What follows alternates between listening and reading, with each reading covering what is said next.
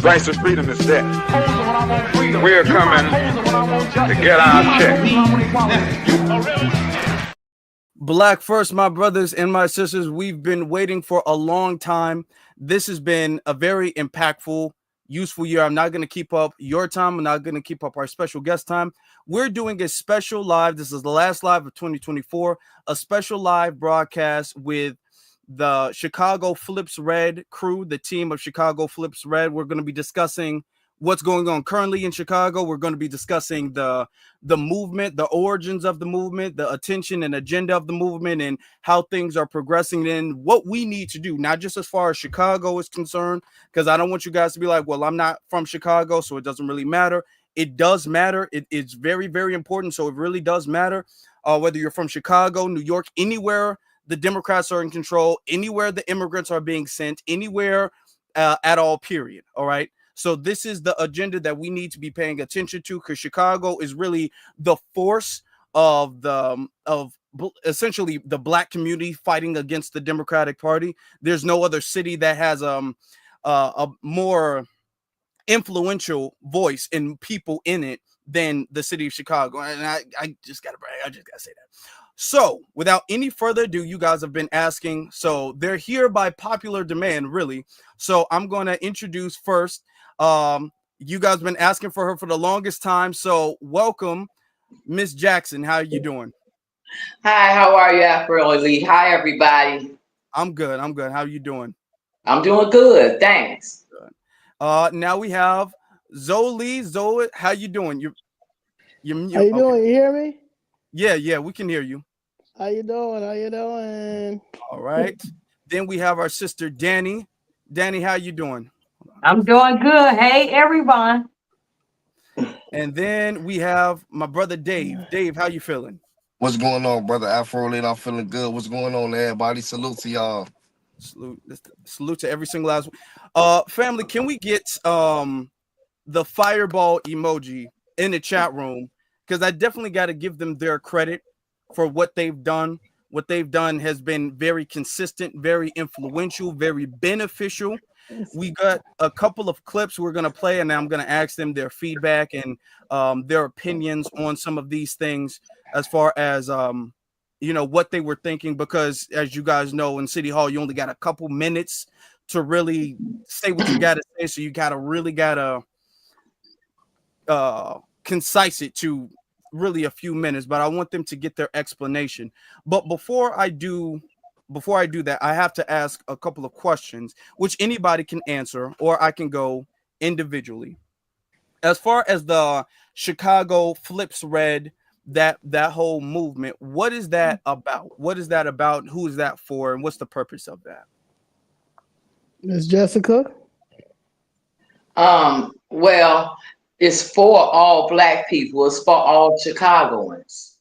Mm-hmm. And the concept behind it started from me and Zoe going to City Hall because we were fighting about the issue of our property. My issue being my mother's probate estate, and Zoe's issue being her mother's building being illegally demolished by the city of Chicago. So that's how we met. She was down there protesting outside for her mother's building, and I was going upstairs to go to City Hall to talk about probate and how they steal your property. From that, we started seeing, after about some months, that the Democratic Party really wasn't going to help us, that Chicago is such a Democratic city where there's no pushback for anything. So the level of corruption was just unbelievable. So it became necessary for us to want to change in the federal government, that we needed to get the Democrats out of the federal government and we needed to put the Republicans in. And of course, the Republicans' candidate was Donald Trump. And so that's why we started talking about flipping Chicago red, taking the stronghold that the Democratic Party had on Chicago and giving it to the other party. The main idea was for Black Chicago, because the Democratic Party has such a stronghold on our minds, on our spirits, that it's necessary for us to flip Black people's mind, transform it, as the Bible says, being transformed by the renewing of your mind. So that's where the concept of flipping Chicago Red came from. And this is where it is today. Okay. There's some people in the chat room that's saying California is the same way. So Chicago, California, New York, there's a couple of places, there's a few places that have this democratic like dictatorship where Democrats run everything. The governor's a Democrat, the mayor's a Democrat, everybody in the city council's a Democrat. They have a super majority, so there's absolutely no pushback against their agenda whatsoever. So they just get to, it's a dictatorship. They get to do anything they want to. There's no type of punishment. Everything's a cover up. Money's being spent like crazy, all of that. So Zoe, can I ask you, what around what date would you say, or around what month did the Chicago Flip Red movement, did you guys like get the shirts and everything and like say, hey, we're officially going to be October? Well, we've already, I mean, like Miss Jessica was saying, like, you know, after a few months, you know, I told Brandon Johnson to his face, like, if y'all don't settle my mother's case, you know, I'll flip this red, because I watched what happened when I was living in Georgia. Well, I watched Atlanta. I was living in Atlanta. I watched Georgia flip blue during the 2020 election. And but when we finally got the shirts and stuff, it was October 4th. October 4th, 2024. Patrice, shout out to Patrice. Patrice was like, hey, y'all need to get some shirts. Y'all not organized down there. Yeah, everybody knows who you guys are pushing that message, but y'all need to send, you know, y'all want to make a message, a clear message. Y'all got to get these shirts. We ordered them shirts that Thursday. October 4th was the next meeting, and it went from there. Okay. Well, and I think that was very beneficial. That was definitely very beneficial. Let me first off give you all your credit, you three ladies. Let me give you all your credit. And the reason why I want to do this and why I feel it's so very important, because we just had a very divisive election. Okay. And a part of that was Joe Biden. He was running for most of it. He had to, well, really, he didn't have to. He did have to leave, really, but more so, he got kicked out. Okay. He was doing so terribly bad. The Democrats formed a coup against him. And this is not a secret at this point. The Democrats formed a coup against him, and they ran him out of the race. Kamala stepped in, and then next thing you know, you hear a lot of people pushing back against Kamala because we're bringing up her background. We're bringing up the fact that she's not Black, like she kept trying to claim. We're bringing up her history, and then the her agenda going forward. A lot of that was gaslit into Black men don't like Kamala because she's a Black woman, and it's a lot of misandry in the community. It's a lot of the fact insecurity and toxic masculinity. So Black men don't like Kamala because the Black men are insecure and don't want a woman in charge. And it's a lot of sexism.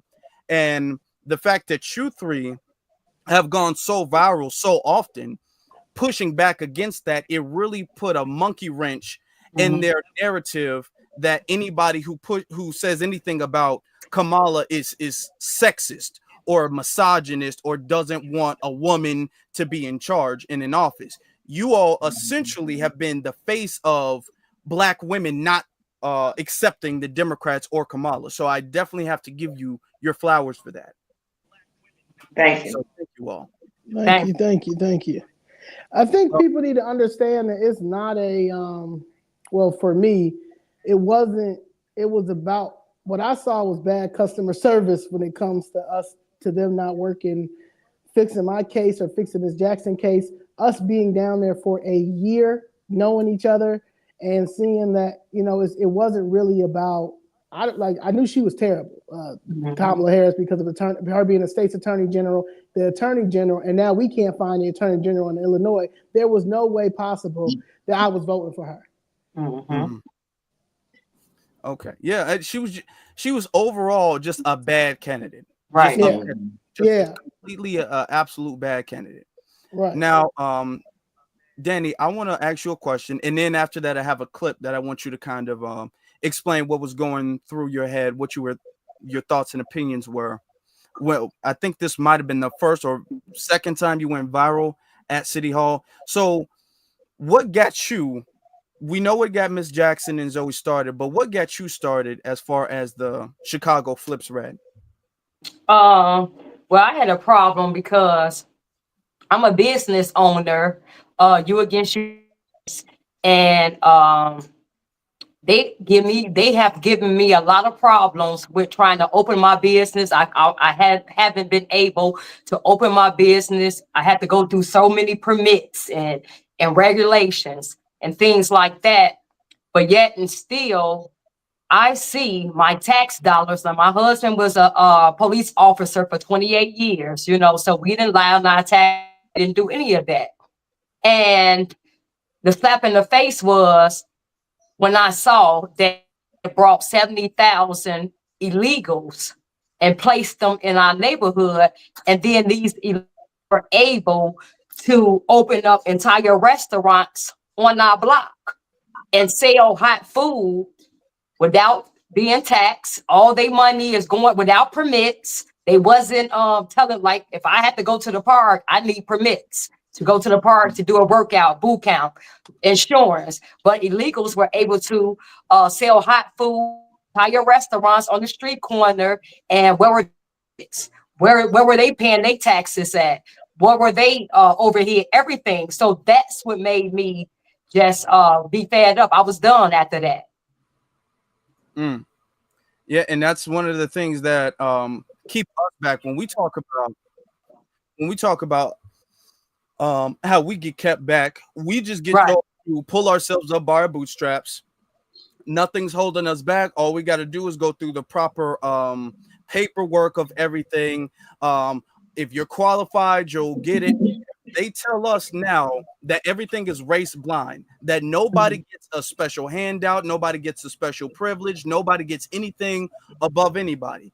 And yet you're out here jumping through loops of fire to get your business, whether that's started or to expand your business, is just to maintain everything. And then these people come over, they're quite literally not qualified to be in the country at all. And That's yet right. they're starting businesses, and the people who should be, because the city should be shutting that down, and the Right. people should be shutting that down just off of not even the legal aspect, but just off of a safety aspect. Because if you That's start right. selling food, we've seen clips of foreigners and how they cook their food. Right. In America, we kind of have a different hygienic That's right. operating system of how we cook our food. So you can't just allow, and Miss Jackson laughing, but it's absolutely the truth. You can't just allow foreigners to come over here. They might think it's absolutely normal to pick some food up from the floor and then put it back in the pot. Exactly. The sanitation. Food on the floor, okay, that food is garbage now. Right. We don't eat it, and we damn sure can't sell it. So that's how we think. So there has to definitely be a social integration before anything, and Right. they're not doing that. They're not paying. They don't have the proper licenses. That's right. Or anything. First off, and they can't because they're not supposed to be here. But they're giving you a hard time, and they're not giving, and they're turning a blind eye to everybody else. So that's a big problem. Mm-hmm. Actually, before we play the clip, may I ask you, Dave, how you can you hear us? Yeah, I can hear you. Okay. So what got you, like when, and then what got you started in the Chicago Flips Red movement? So basically what got me started is that I met Zoe at a business networking event that I normally always go to every year.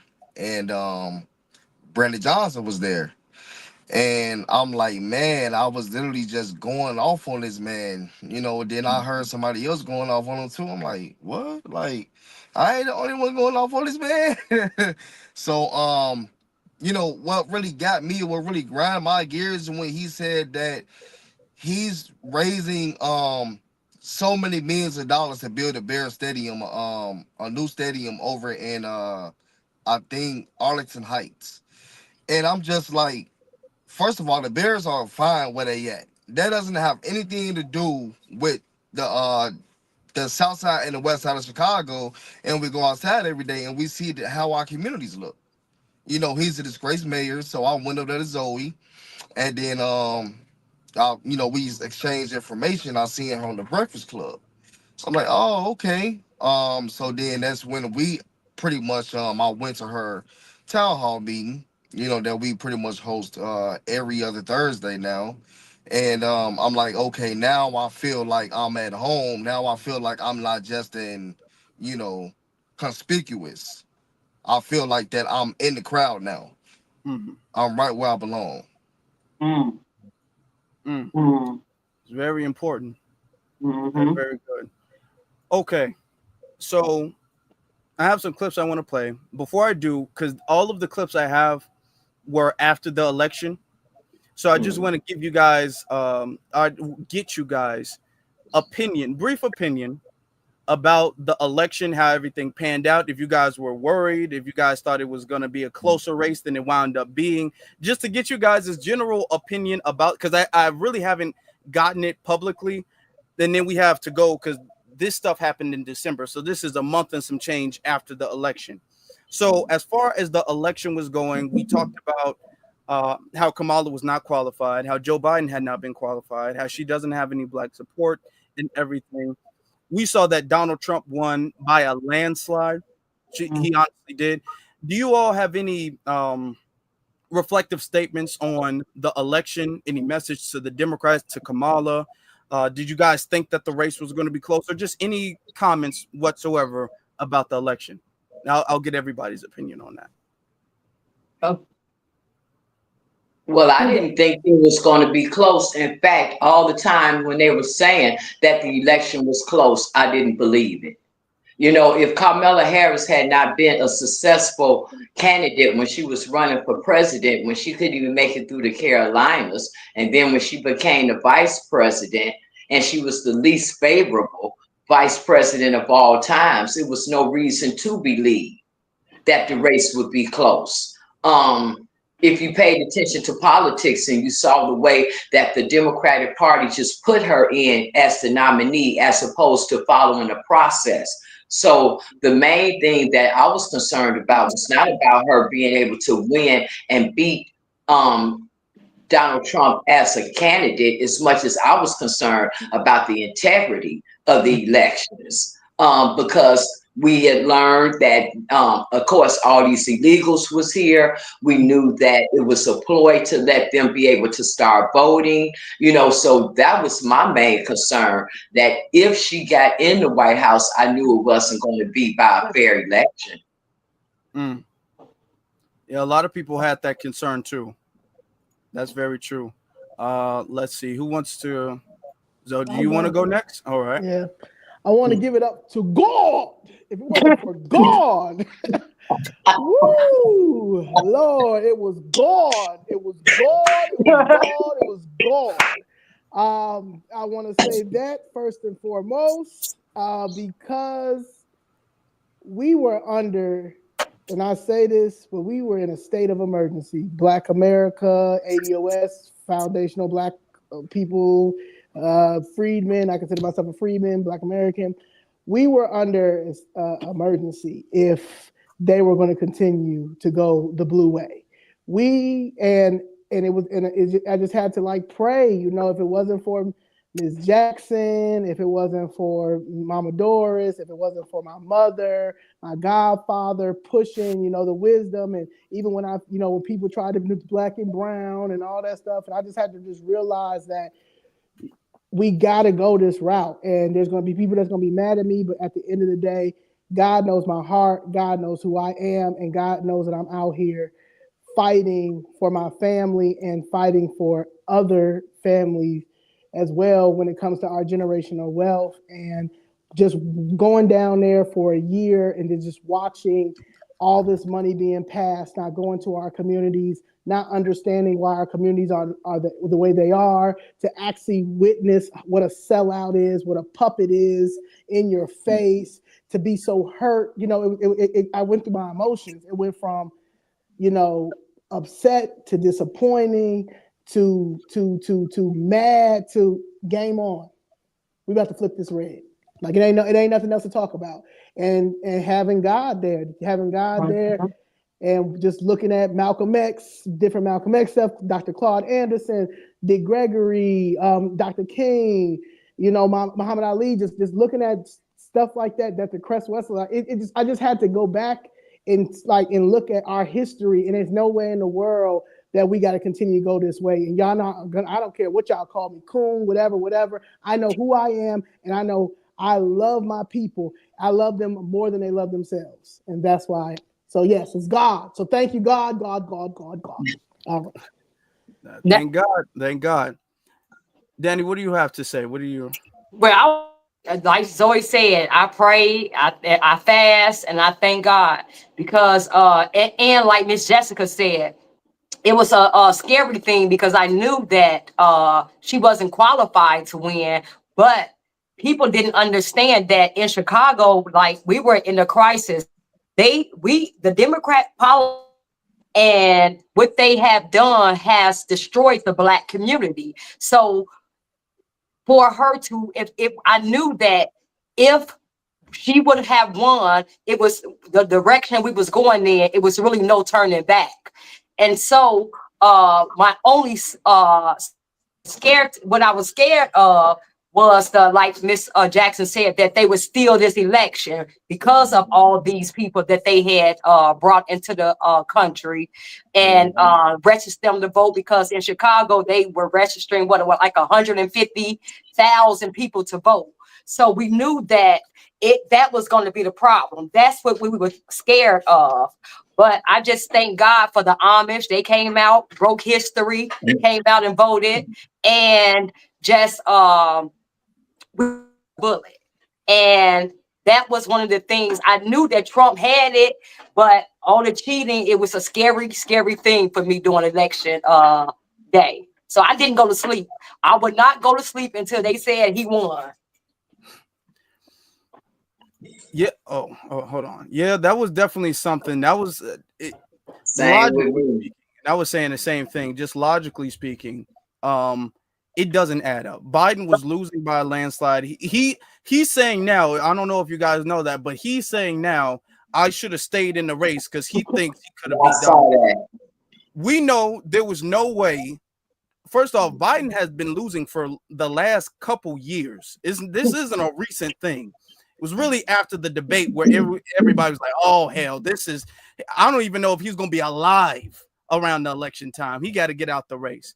But like you said, Kamala was literally voted the least favorable vice president of all time. Okay, she was the most disliked vice president of all time. And then next thing you know, when she comes in, everybody's like, oh my God, she's so great. And it was so the polls was going in her favor. I'm like, this doesn't seem genuine at all. So it was kind of like a thing of, let's be honest, y'all did bring a lot of people in here. Y'all been trying to push the no voter ID thing. They've been trying to push the agenda of voter ID is somehow racist to Black people, to get us on board with that. So that's definitely something that and we don't know, they might have tried it, but this probably just wasn't enough. Right. Now, but when it comes to Biden, let's be crystal clear. Biden is such a loser, and everybody has known he's been a loser for a long time. And what happened with Biden is the reason why we needed to flip Chicago red and why we needed to get into that mentality. Because Joe Biden, in and of himself, would have never been a Democrat candidate. But because he latched on, they hooked him onto Obama. It was amazing how and I'm guilty of it myself, how we just put that whole 1994 crime bill issue to the side and just ran after this issue that for the first time we got a Black president. And so that's how Biden got in the first time. Then the second time with Carmela, if you recall, Diddy and Charlemagne wrote a letter to Biden telling him that if he wanted to run for the presidency, he needed to have a black woman as a vice president candidate. And he had was it Lakeisha Lance Bottoms. Yeah, he had Condoleezza Rice, he had Karen Bass, and then he had Kamala Harris. And if the truth be told, black people then should have checked Diddy and Charlemagne and said, she not black. Why you putting her up here? But because as a habit, we've been so gullible when it comes to black heroes and black recognition that we sat there and we let that pass. And so when Biden ended up not being able to be any type of competition for Trump, because clearly Trump was going to mock Biden. Right. So they had him get out, like you say, pretty much pushed him out. And then they put Carmella in because the truth of the matter is Democrats knew that they didn't have anybody that could beat Donald Trump. So what did they do? They moved Biden out the way so that he could leave out of office with some level of political integrity. And of course, they didn't put Newsom there, who's also one of the most popular Democrat governors right now. But they didn't put him there because he wouldn't have won either, because nobody wants the country to look like California is looking. Right. So he wouldn't have won either. His political career would have been toast. Then the next popular governor they was looking at was Pritzker. Well, nobody wants him because look at Chicago. So that would have been his career, political career gone. So what did they do? They threw Kamala Harris in there. And they threw her in there knowing she wasn't black, but they threw that black label on her some more, banking on the fact that black people was going to run to the polls to support her. Then it wouldn't be so much of a landslide, but they knew she wasn't going to beat Trump either. But let her, as a black woman, go out with the horrible loss, with the kick in the pants, and let Newsom and Pritzker's pretty lily white political career stay intact. And that's exactly what happened. Who thought Kamala Harris would win? Who thought Kamala Harris is black? And the mere fact that they kept on forcing this black thing down our throat. She is black. She is black. She is black. No matter how we kept saying she not black. She is black. She is black. She is black. You notice her own people wasn't saying she not black. She Indian. She Hindu. She ain't. No, they let us have that loser. They didn't fight over her. And that was the only thing that was. It was a move to protect the career of Pritzker and Newsom, and just throw her out there and let her be the sacrificial lamb that she ended up being.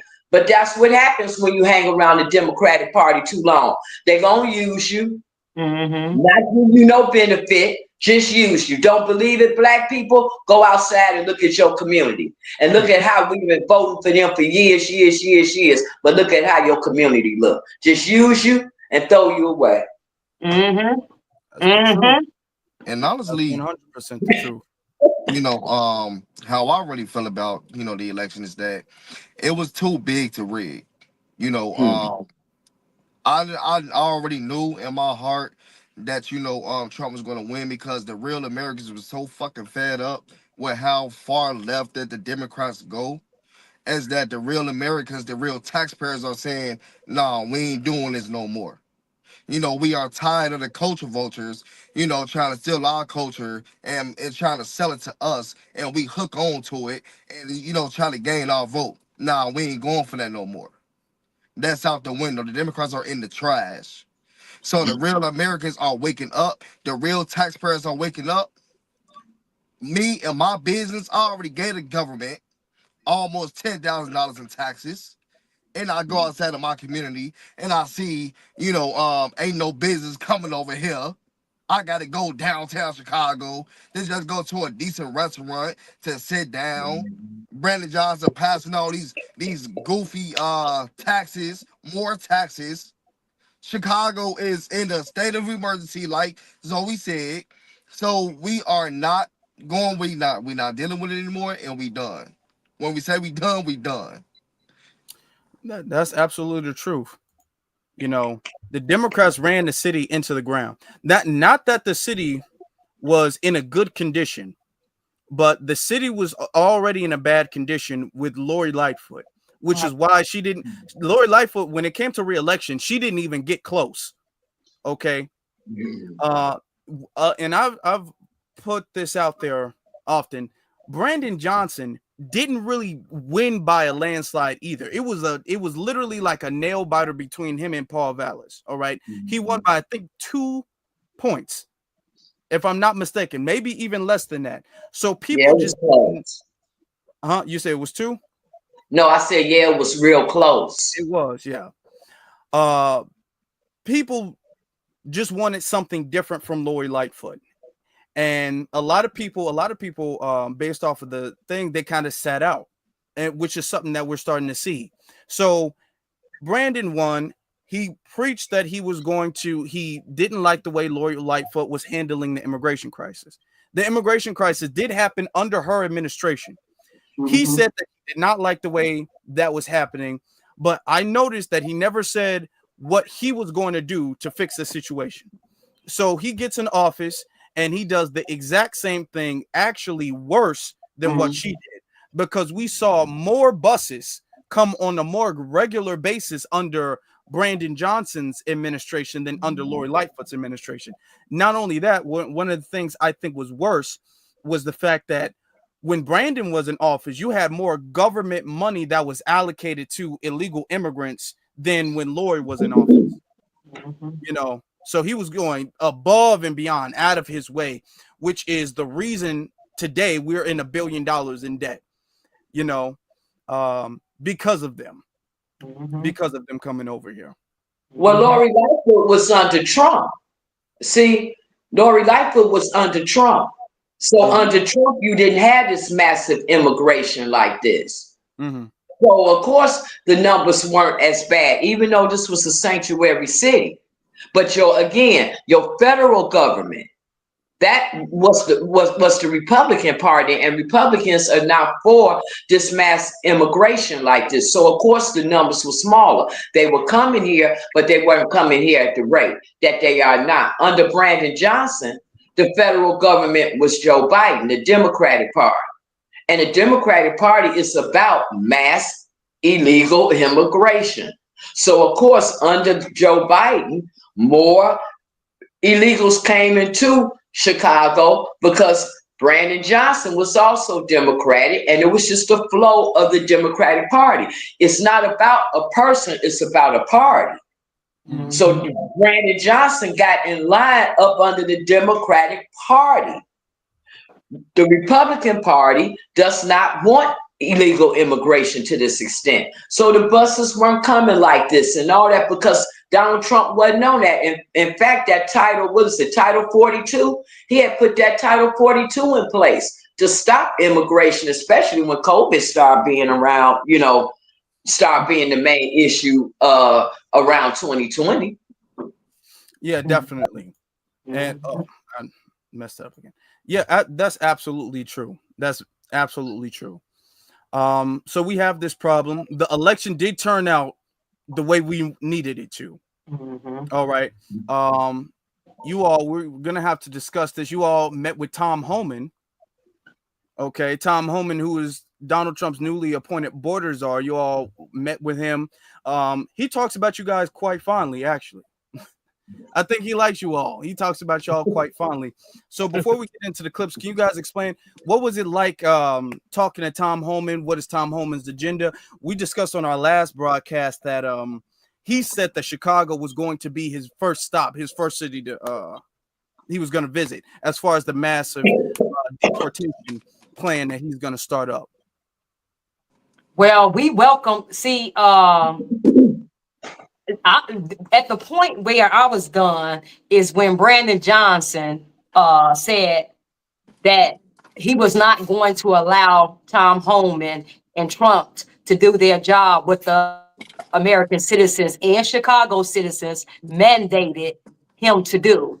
So at that point is when everything for me, now it was like a line that was drawn in the sand. We're already in a $1 billion deficit. You spent 600 million of that on illegals. And now the people that's breaking the city, you have the nerve to say that you are going to protect them. Not only that, the alderman said that they were going to use our tax dollars to get them legal fees to help. So when Trump and Tom Homan try to come in and get them, they can get lawyers and things like that and sue them. So at that point, I was done. And my message, when I would go down there to the city hall and online, I was for Tom Homan and Trump to hear us, to let him know, and to let them know that we need you here. We are behind you, no matter what they're talking about. We're behind you, and this is what we have mandated and asked you to do, and this is what we want. So at that point, before Tom Homan was saying that he was going to come, we were calling out for him. This is what we wanted, because this idiot, Brennan Johnson, kept saying that he was not going to, and Pritzker, that they were not going to cooperate with Trump and Tom Homan. So we welcomed him, and we still welcome him, and we want to work with him. So that's how it was. I felt about it. Look, it was a line drawn in the sand at that point. And as you should, and as you should. I mean, because let's be very clear. They're literally willing to, because what they're doing is not legal, and they know it's not legal. They're willing to risk their entire careers. They're willing to risk even getting arrested and getting charged and going to jail, because at this point, you're breaking federal law at this point. All right, because this is a state of emergency. Clearly, the country is on this page. This is why Donald Trump won. Clearly, this was a big issue. Donald Trump won. No, you have not seen public pushback against Tom Homan. You really haven't. Everybody's on this page. So clearly, this is the page the citizens are on. This is the page the country is on. And more importantly, this is the page the federal government is on. The Republicans got the House, Senate, and the presidency. This is the page that the federal government is on. And yet you have Brandon Johnson saying that it doesn't matter what you say, I'm going to defend them at all costs, even the cost to him and his own career. And so many city council are doing that. So I'm actually glad that you guys let it be known that the city backs Tom Homan. Right. The city backs that. The city supports mass deportation, and we're going to help if we can.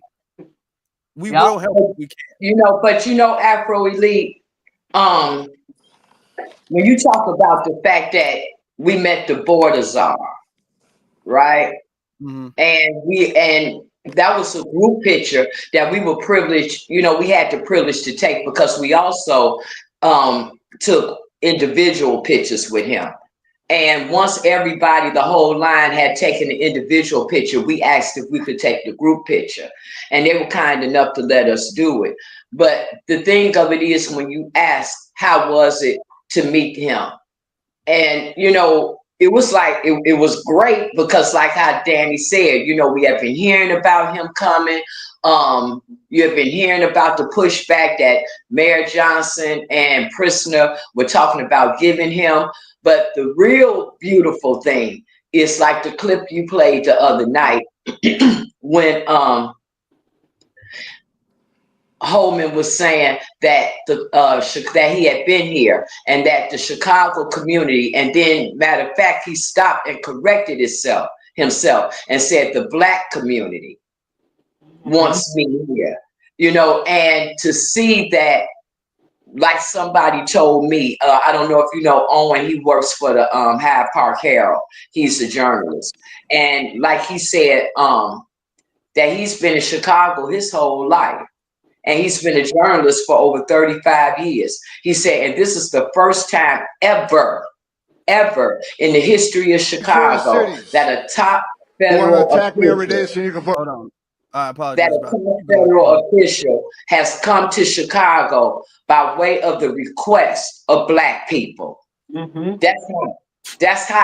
I don't care what nobody say. That's high. That's high. And I feel good about that. That's high. That's dope. That's dope. That's dope right there. Yes. Yep. That's how. And last night, me and Dave was hanging out, me, him, and his brother, and I showed him this short that somebody has sent to me, that Dennis has sent to me, of the border czar getting into an argument with what was his first name? Chew. What was his first name? Chewy Garcia. Yeah, Chewy Garcia. And he's talking about how Garcia at that point is arguing with him, telling him that he's being insensitive and a racist and all that, but talking about coming over here and getting kids and coming over here and sending illegals back and this and that. So when we was looking at that yesterday, it was like, okay, I see you, Holman. This time, y'all can't say I'm being racist to come get the illegals because black people telling me to come get them. Yep. Let me play the clip. Let me play the clip I played from the last broadcast about Tom Homan. This is just one of the clips. You're not going to assist us. Shame on you. Shame on any elected representative, any congressman, council person, any mayor, any governor who don't want to remove public safety threats from your community, and they're here illegally. That is your number one responsibility, is protect your communities. So if you're not going to do it, President Trump and ICE will.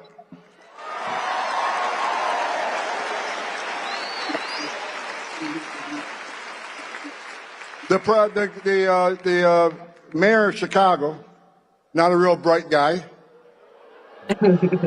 says Tom Homan isn't welcome in Chicago. Well, guess where Tom Homan's going to be day one? Chicago, Illinois.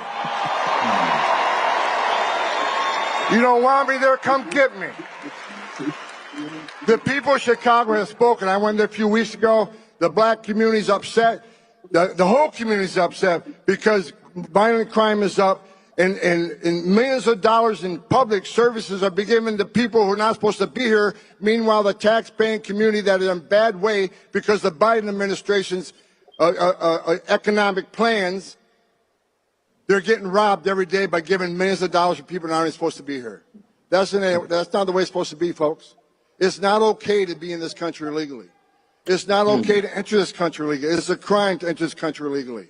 Now, let me continue to educate sanctuary cities. You want to not help? Fine. Shame on you. If you don't want to protect your communities, shame on you. But we're going to do it for you. You're not going to stop me. We're coming. So put up all the roadblocks you want, because we'll knock them down. That's right. That's right. That's not one time. That's right. Oh, he's not playing no games. He's not playing any games. Right. And we stand 1,000% on the side of him or behind him. We stand with him. And we told them that when we met him, because you got to address him one-on-one for what they gave you 20 to 30 seconds to say what you wanted to say to him. And he asked each one of us what we wanted. You know, he asked me my name. I told him I was Jessica Jackson. He said, "What can I do for you, Jessica?" I said, "Get those illegal immigrants out the black community." He said, "Oh, I got that." And I was like, "Oh, well, let's take this picture then, boy, Czar." And we took the picture.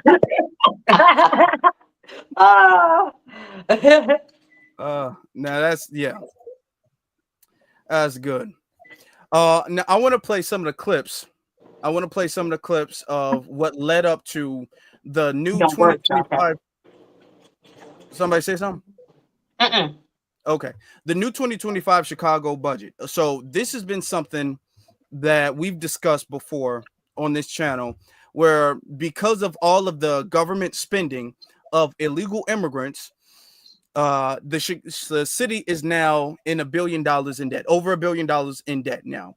So Brandon Johnson has been trying to find some type of way to make that money up. So his original plan was to raise the property taxes of the city, and as long with other taxes, also other taxes, but that budget got shot down. At first, it was $300 million. He was going to raise the property taxes to $300 million. Immediately, that got shut down. All right. We were all there at City Hall. That got shut down. So then he had to go back to the drawing board and then he had to come back and he had to say, okay, now $60 million. No, it was 150. 150. We came from 300 to 150. That got shut down. All right. Then he went back and he keeps going back and then cutting it in half and then coming back. Mind you, this is also with other property taxes. This is not just the property taxes, but this is also property taxes. He also had streaming taxes, bag taxes, parking taxes, ride sharing taxes like Uber and Lyft, you know, so you got to pay more in that. So there's other taxes and fees, also speed cameras and stuff, right? So essentially we're going to use the residents to fill in the gap that we've left, you know, so that's his thing. So we have clips of what led up to it, because we've been going to City Hall and you all have been going to City Hall. So I'm going to show you or play the audience your clips and then ask you all to discuss what was kind of going through your mind at the time. Danny, you're up first. I'm going to play your clip from City Hall. This went like super viral, you know, and then you can kind of break down exactly how you felt about it and what was going through your mind before and afterwards. And all these Democratic mayors out here and governors, y'all talking about crashing out for these illegals, right? You all stood up there and said you will not allow Trump to come in here and get these illegals. Yeah, you can smile. We're in $1 billion deficit. And you spent half of our money, half of that on illegals. You campaigned and doubled down that you would not raise property taxes. I ain't gonna do that. You campaign went around doing that. And here we are right now. You wanted to raise our taxes $300 million. They shut it down. Now we back here for $150 million. Okay. See, this is what we asking now. Since you want to crash out, some of y'all say y'all willing to go to jail for it. Trump, Tom Homan, make an example out this Negro right here first. Please come here first, because you know what? We're going to help you. We want a forensic. Ma'am, I would ask that you, keep your, hold on a second. Stop her time. Just a second. Stop her time. Ma'am, I would ask that you, if you want to continue speaking, you have to make sure that your language is appropriate, okay? All right. Alex. Okay, you can begin her time again. You're going to spend our tax dollars to go, Michael Rodriguez, you said to take Trump to court to protect these illegals. You said you're going to spend our tax dollars to take Trump to court to protect these illegals if they try to come in your district. And then you said all of y'all in cahoots with each other to do it. Okay, so now we about to make y'all famous. We're going to let all y'all constituents know who y'all ratting for, that y'all wouldn't spend our tax dollars to protect illegals and to get them legal services. So that's what we're doing. That's cool, because we about to make all of y'all aldermen famous. Y'all think this is how it's going to rat? I think not. Flip Chicago red. We not playing. All right, and clearly Tom Homan heard that message. He heard that message loud and clear. Yeah, see, yeah, because when I met him, he said, I know exactly who you are. He said, I know exactly who you are. But see, it was the audacity. How dare you, Brandon Johnson, spend all tax dollars on giving these illegals free everything? How dare you? And then you're going to try to come back and tax us to get the money and to keep funding them? How dare 300 million, you try to tax us, and they shot that down, and then you just won't stop there. You're going to keep coming back. 50 million. Okay, give me 68 million. Okay, give me this. Dude, it was just the fact that the audacity to do this in front of our face, like I'm gonna do this and I can care less what you all say, how you feel, but this is what I'm gonna do. And then say I'm not gonna allow him to come and get these people, and we're gonna keep spending your tax dollars on them, and the alderman saying, and we're gonna get them free legal services off y'all dollar. It was like, dude, you done lost your mind. At that, it was no holding back. no respect for him. He's an idiot. And I'm gonna let you know. And I wanted to call him the Nigga, nigga, but I was trying to be a little bit more respectful and said Negro, and he still had a problem with that. I really didn't care. But at that point, like I told you, a line has been crossed. And it's we, the people, against them, the Democrat Party.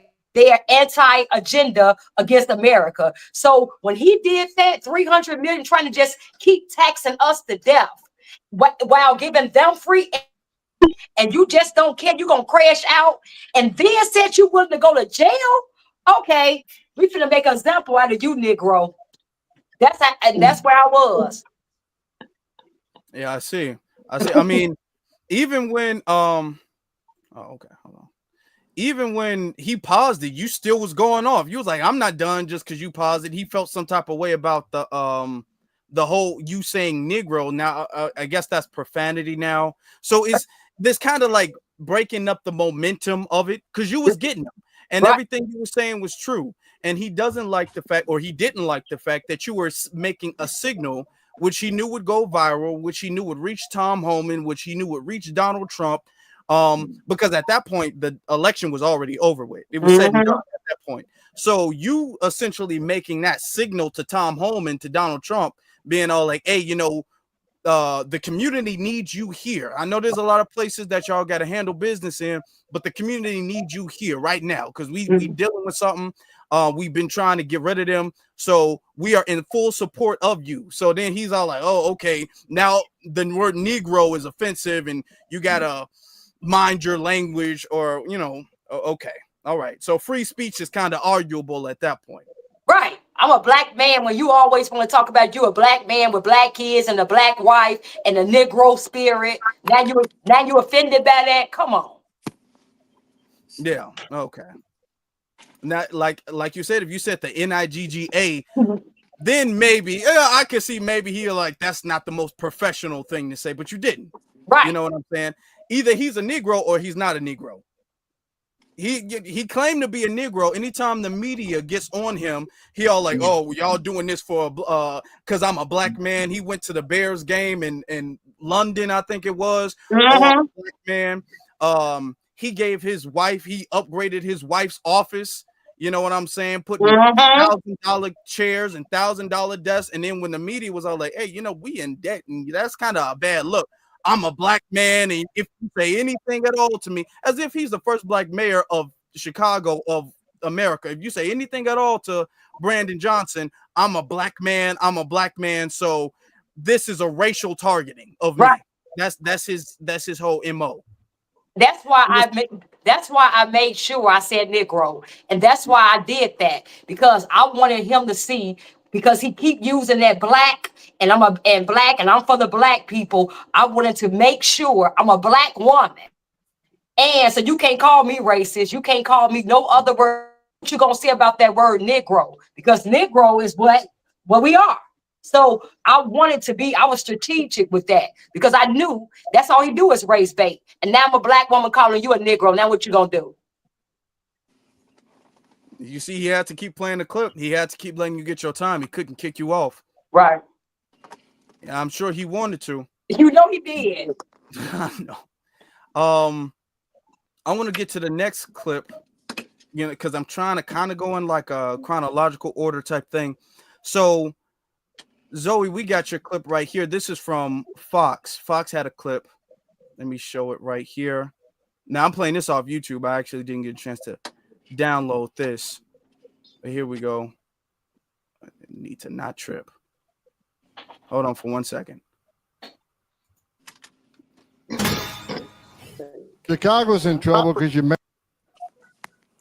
hold on for 1 second. Okay. All right. Brandon Johnson is a Haitian. Oh yeah. Yeah, that's. And we're going to start right here in Chicago, Illinois. Now, if you're Chicago,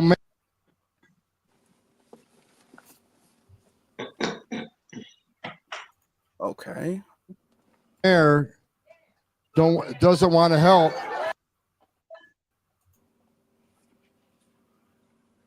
Okay, you know what we're gonna do? I'm gonna wind up getting this clip from someplace else. Let me see. He can step aside. But if he impedes us, if he knowingly harbors and conceals an illegal alien, I will. Okay, so that's them tripping. It's all right. It's all right. That's Brandon Johnson messing with you. Yeah.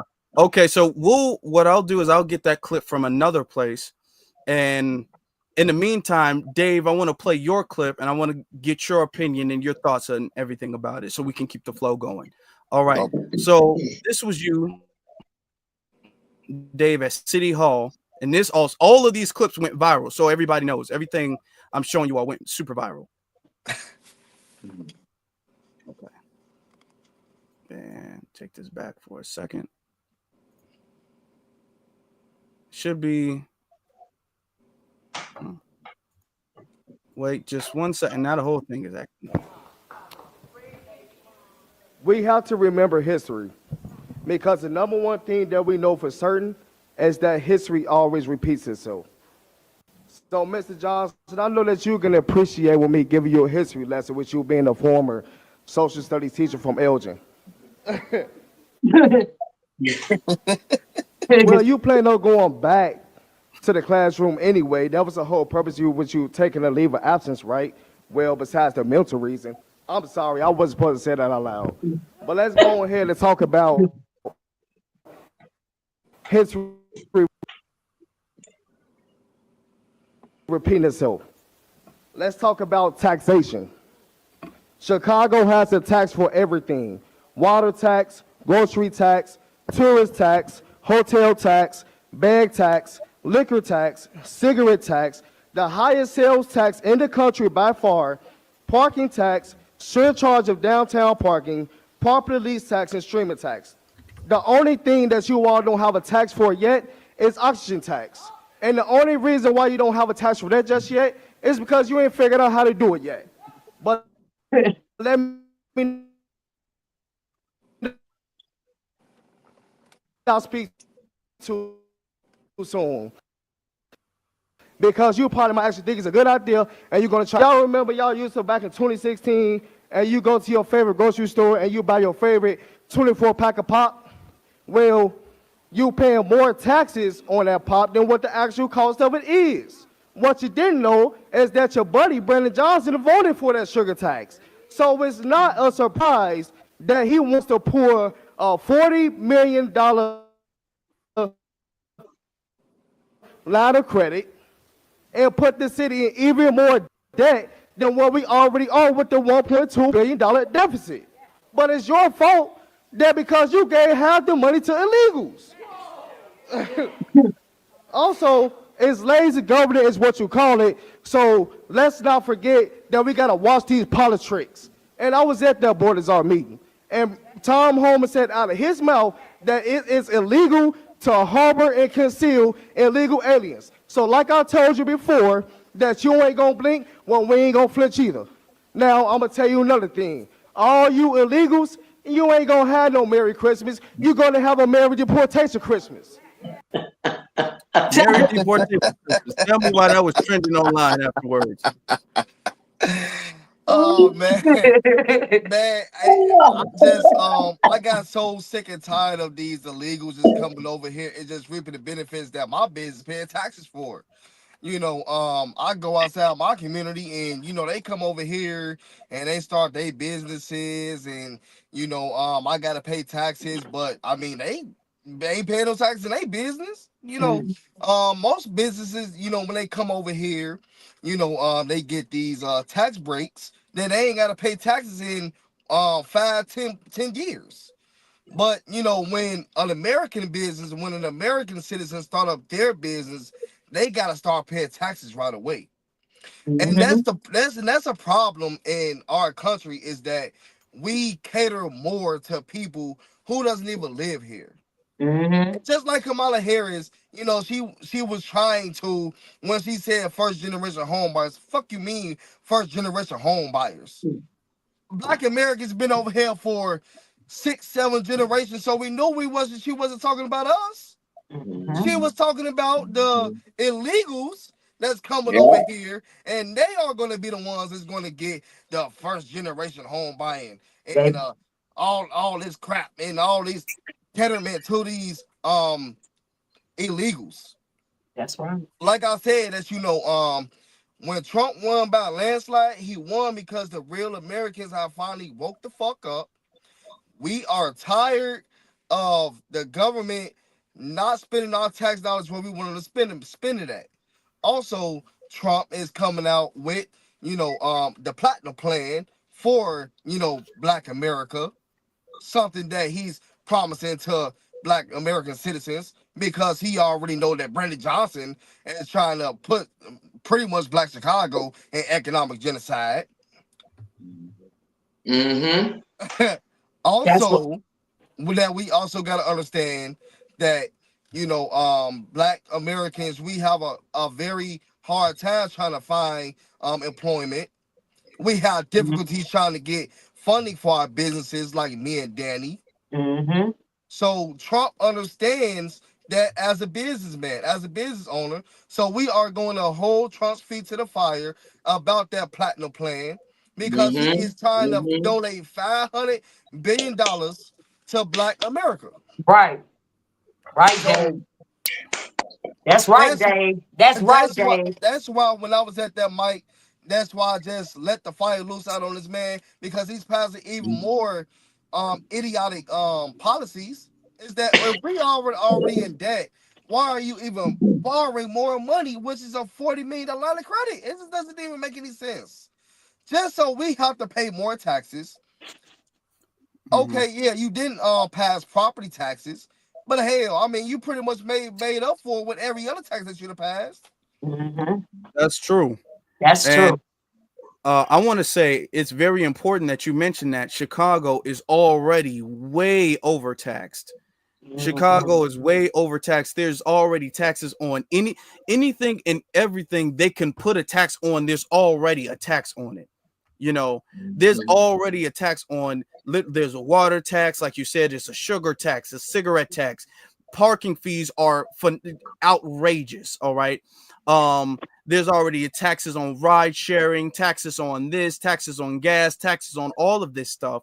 So it's not as if the city does not already receive enough tax revenue from the residents alone.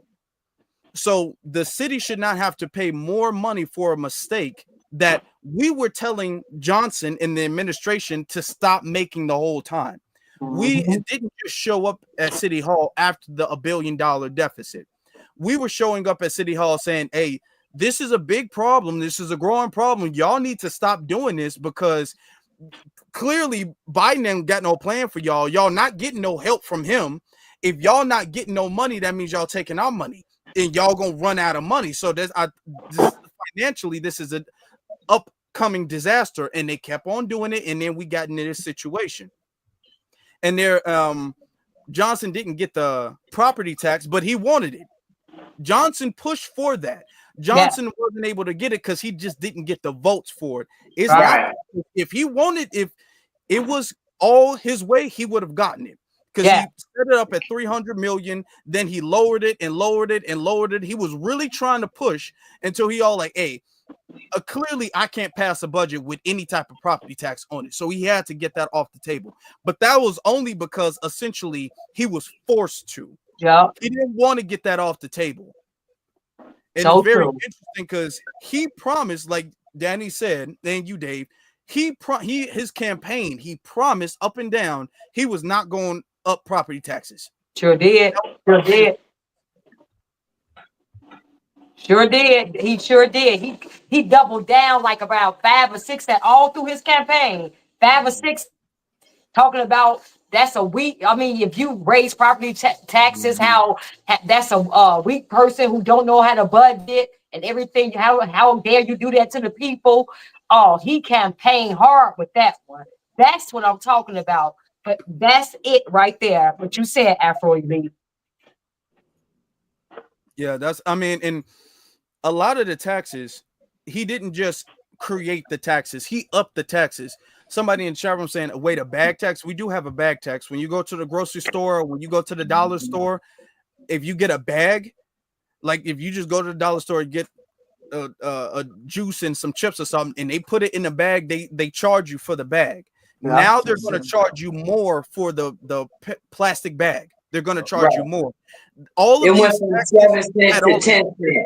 Yep. It went from 7 cents to 10 cents for those bags. Mm-hmm. Yeah. So you're paying 10 cents more, which you might think like, okay, what's 10 cents? That adds up a lot.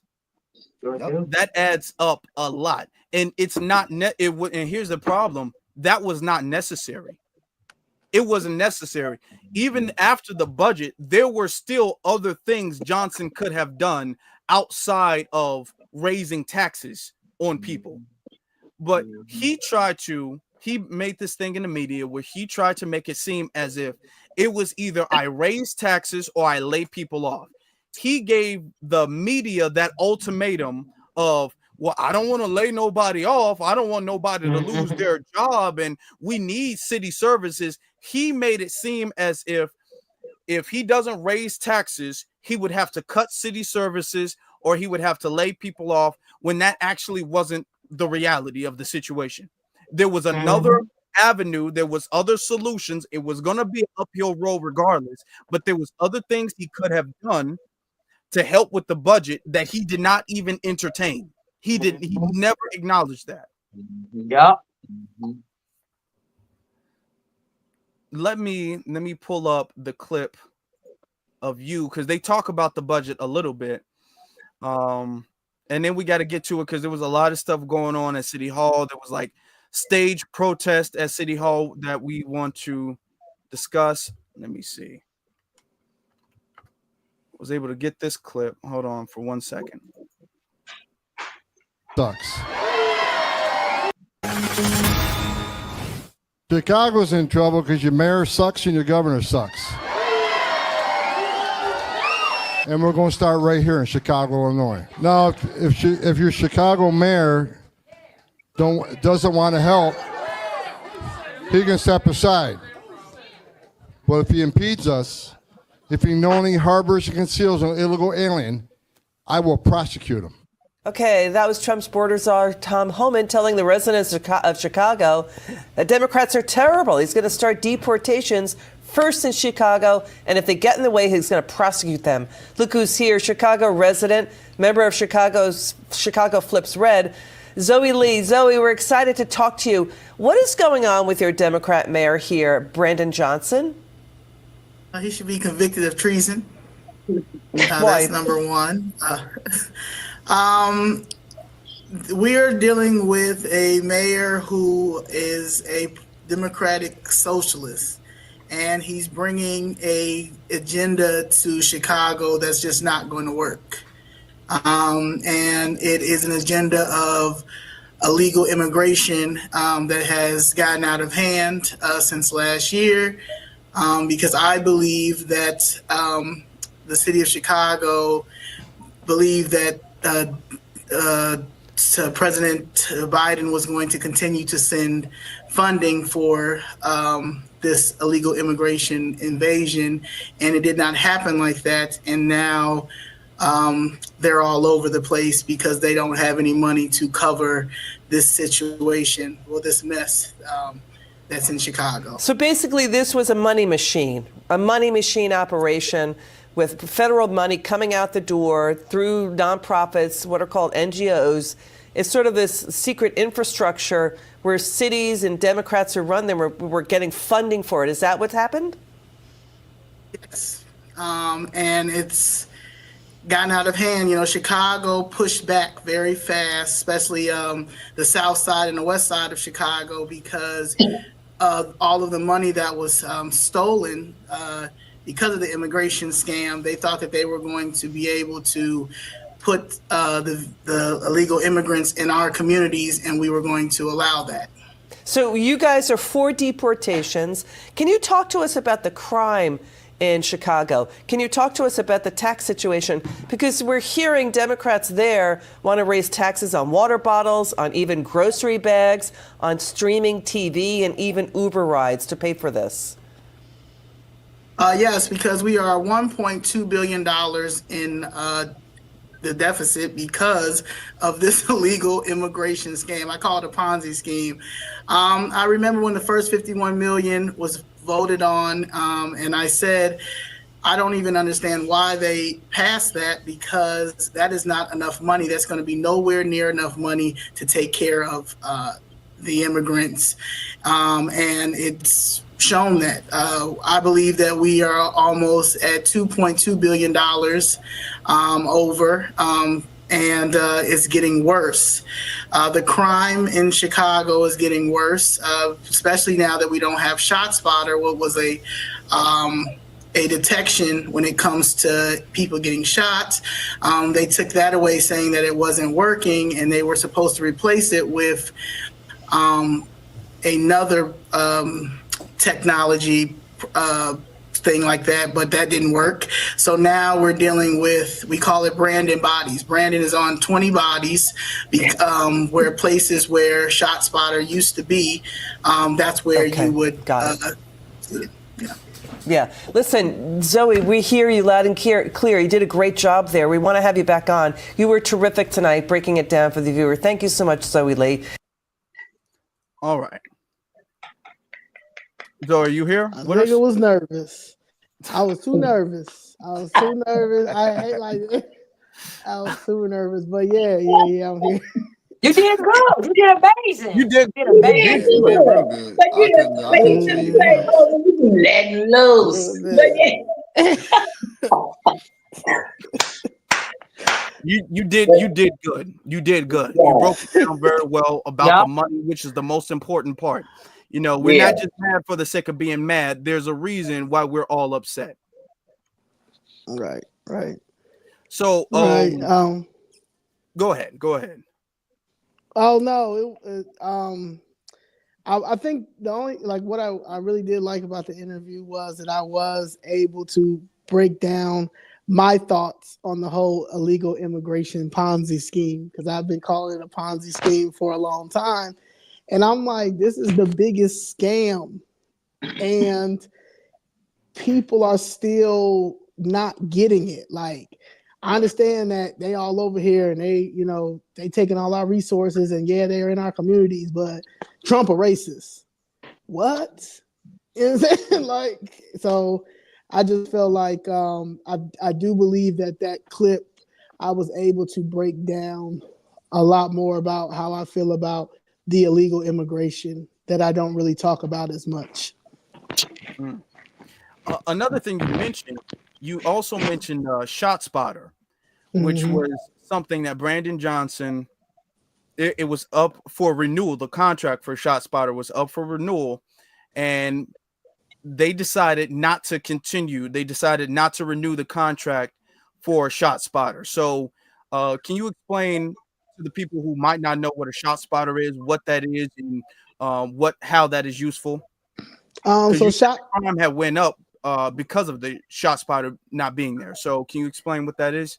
Yeah, so ShotSpotter is a detection, and I think people have that mistaken too. So it's not supposed to catch when the gunshot happens. It's not supposed to catch the exact killer right there. It's supposed to be a detection in the vicinity where a person is shot, and they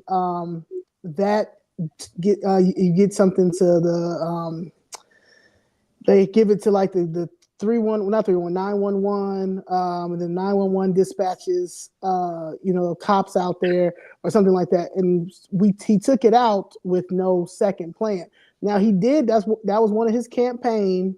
He campaigned on taking ShotSpotter out, saying that ShotSpotter is ineffective, but you didn't have anything else to put. And at the end of the day, what I've known for ShotSpotter since being in this fight, that it's helped find 2 police officers' bodies, and also a van that was riding around, this white van that was riding around in Inglewood, and this guy, he was white. He had all these guns and everything, and he was just shooting random up in the air and stuff.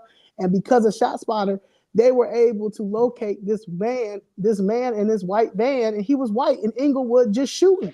And if it wasn't for ShotSpotter, so a ShotSpotter is effective until you guys find something else, and the fact that you guys spend $400 million on IT, and you guys still have not found anything that can be of some type of help when it comes to the violence in the South Side, the West Side.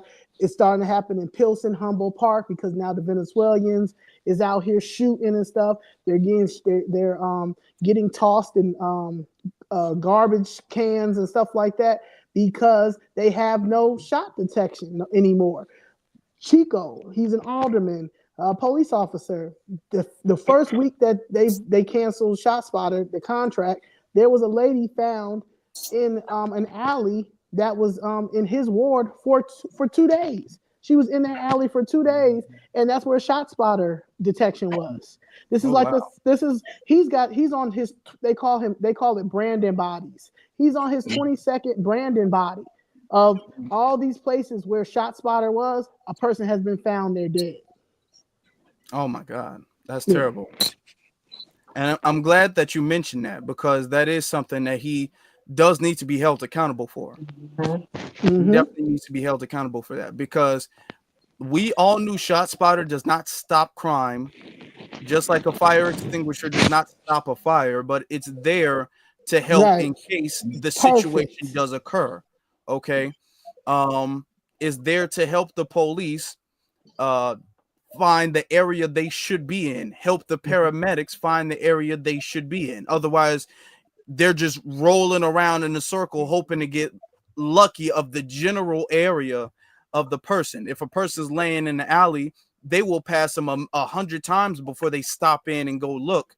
So when somebody gets shot, you only have a few seconds, a minute or two at most, so you need all of the help and immediate assistance you can get, which is what ShotSpotter provided. And they have absolutely no replacement at all. There's absolutely nothing whatsoever, nor has anybody at City Hall brought it back up or talked about it since it's been gone. Well, I will at least say, to my knowledge. Maybe it has been. Lopez will bring it up, Bill will bring it up, but they don't go hard because look who we have. He's incompetent. He doesn't know how to govern. He doesn't care. Like, we have the most incompetent administration ever, and everybody's watching this all over the world. They're watching how terrible this person is. So even with the people like Bill and Lopez that do bring it up a lot, no one's being heard because he took that. He's clueless. He doesn't care about himself. So how can he care about anybody else? How can he care about a city if he don't care about himself? I agree. Well, I think you did a great job. You did a great job representing, and that was very important that you brought that up. Now, Ms. Jackson, I got a clip from you at City Hall, and I want to play that clip and then get your thoughts and opinions on that. So here we go.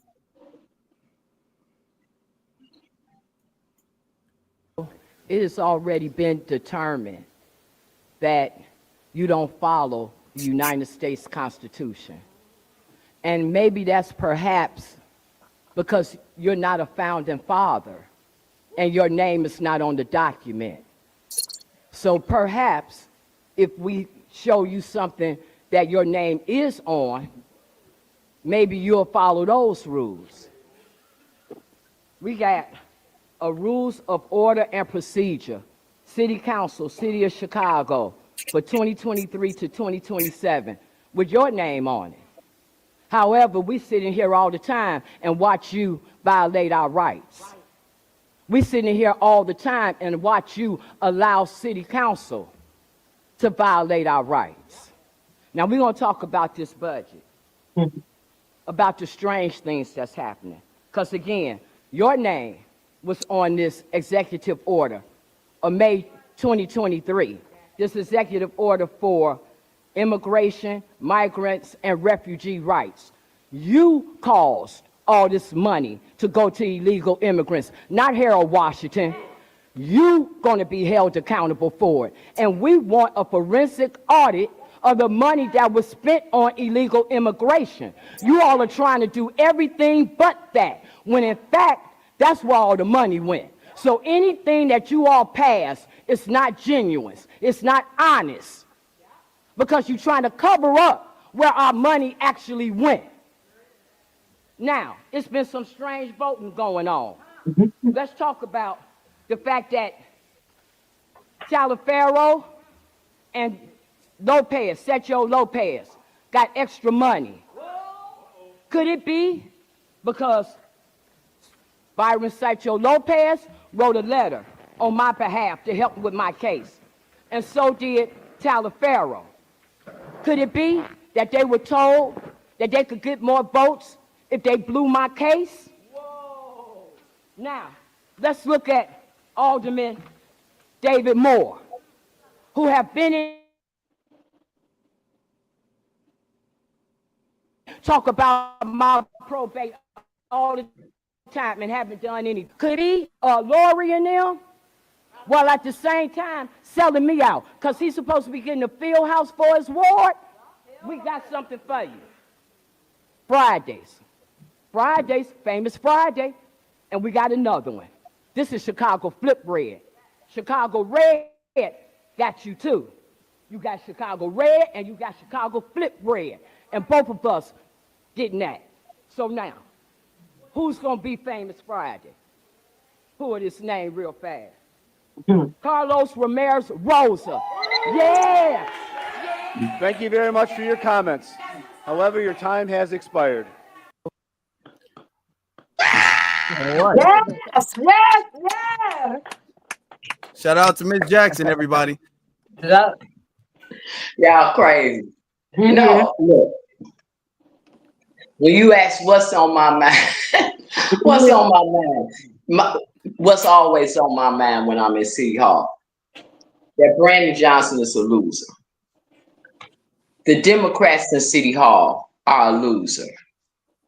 They're losers. Anytime that they would allow me and Zoe to be coming there for 2 years almost, talking about the issue of our property and about how they stealing Black people's property, and they won't do anything at all to remedy the situation, to stop the situation, to correct the situation. But at the same time, we have the privilege of watching them go super hard, 10 toes down, about housing illegal immigrants. It's the most disgusting thing that you ever want to bear witness to. The fact that we have actually seen them, the aldermen, be given instructions not to help us. You have several aldermen in City Hall that are attorneys. Alderman Matt Martin is a civil rights attorney, yet he sits in there every week and listens to our civil rights being violated. I gave him my information, my documents, him and Mary Richardson Laurie, who is the head of corporate counsel for City Hall. Brandon Johnson and Tony Preckwinkle won't let them move on it. That's disgusting. When you talk about that budget and to see them discuss that budget and to act as though they're really trying to come up with some solutions when they know that they aren't. We told them for months and months to stop with the spending. Stop with the spending. Stop with the buses coming here. Stop with the illegals. They're coming into our neighborhoods. They're using the resources. Nothing would make them stop. And they didn't think they had to stop because they really did think that Kamala Harris, Joe Biden, was going to get in office again. They didn't think they had any reason to stop. They was going to keep going. So now here we are in this deficit, and in all the discussions that they've had, and all the examining and reviewing of the budgets that they've done, you haven't heard them not one time give a full accounting of how much money was really spent on illegal immigration, where it went to. You don't hear any adjustment in this new budget about any resources that they're going to cut from illegals. They talked about tax this and tax that, raise this tax, raise that tax, cut some positions that were already vacant. But yet, they haven't said one thing about cutting any of these resources that and this money that they're giving to these illegals. That's the reason why, like it or not, the bottom line is it needed to be a change of administration from the top.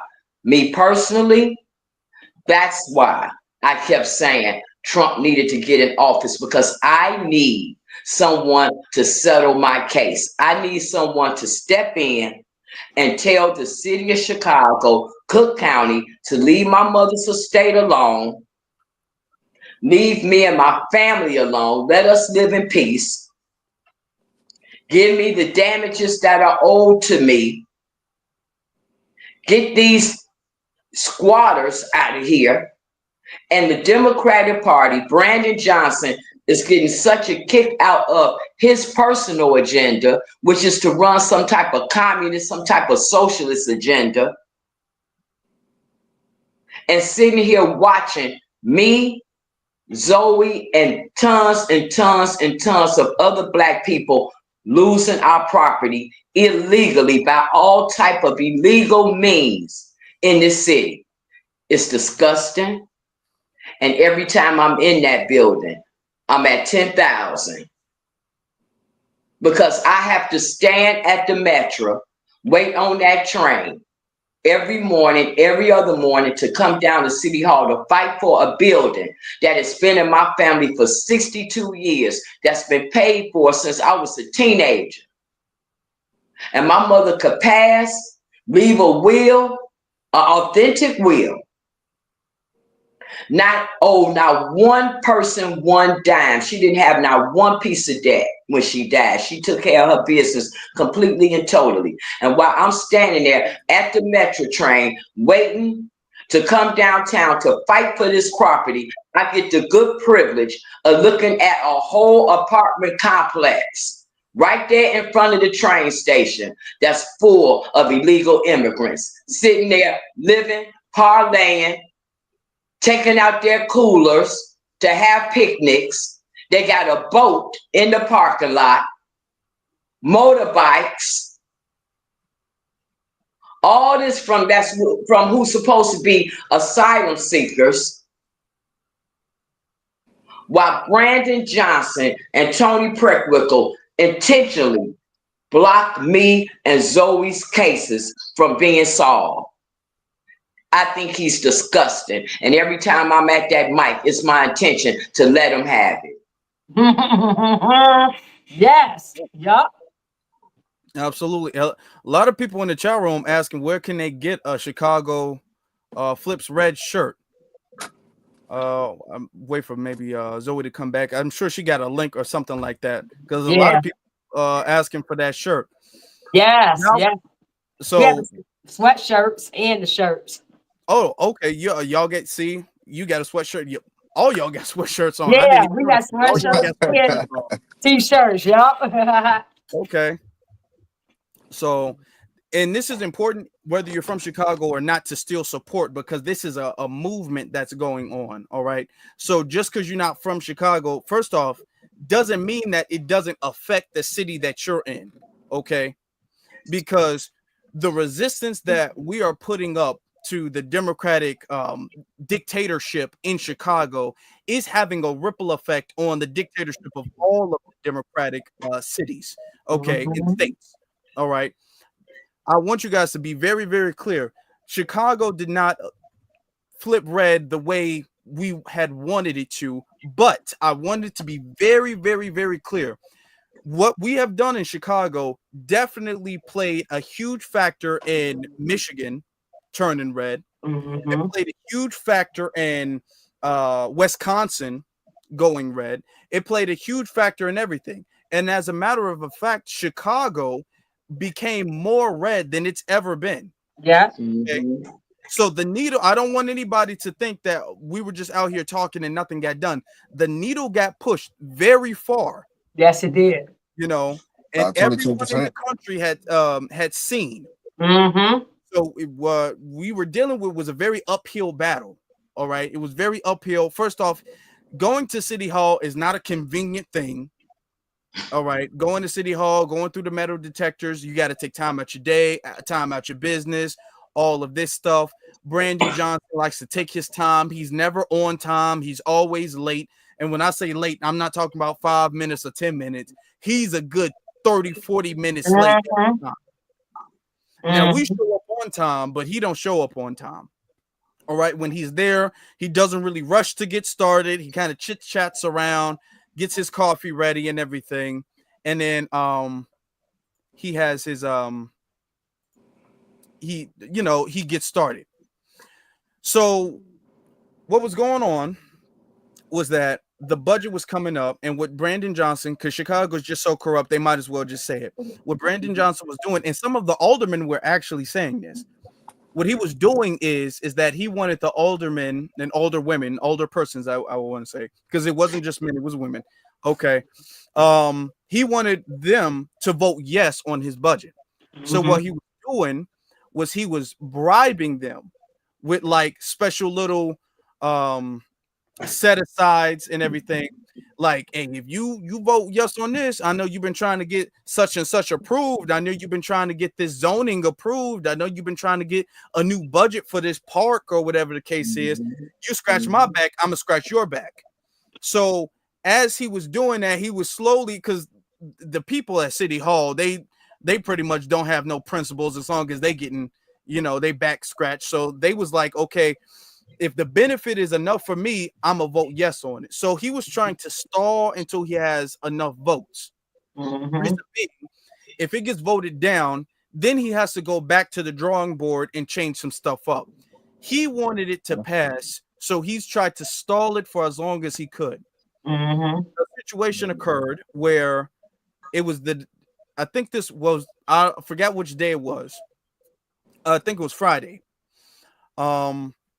Where protesters came up and started creating a ruckus. They came up with signs and everything like that, talking about immigration. Brandon Johnson shut the whole thing down. He said, you know what? City Hall is canceled. We're not going to do no public speaking. We're going to wait till Monday. And then the same thing happened Monday. And I got a clip of that I want to show you all. This is what happened Monday. And it happened a couple of times too. Hold on. Public comment period. Very well. Thank you. Okay.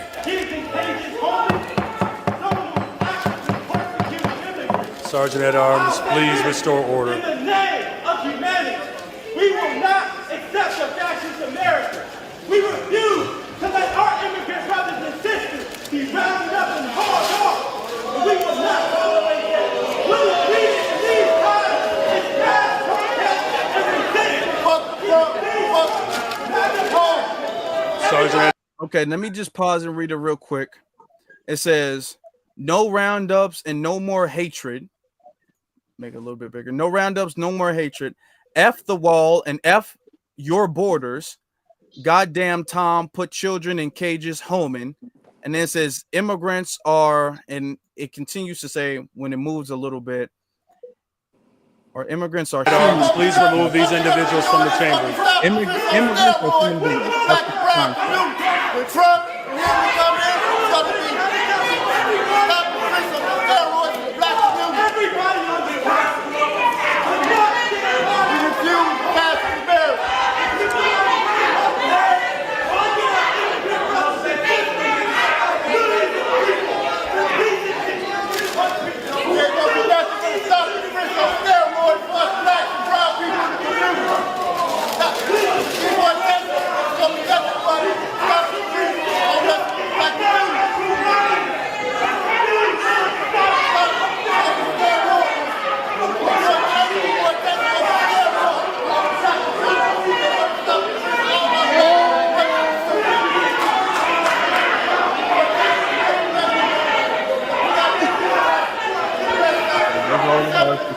important as the situation goes.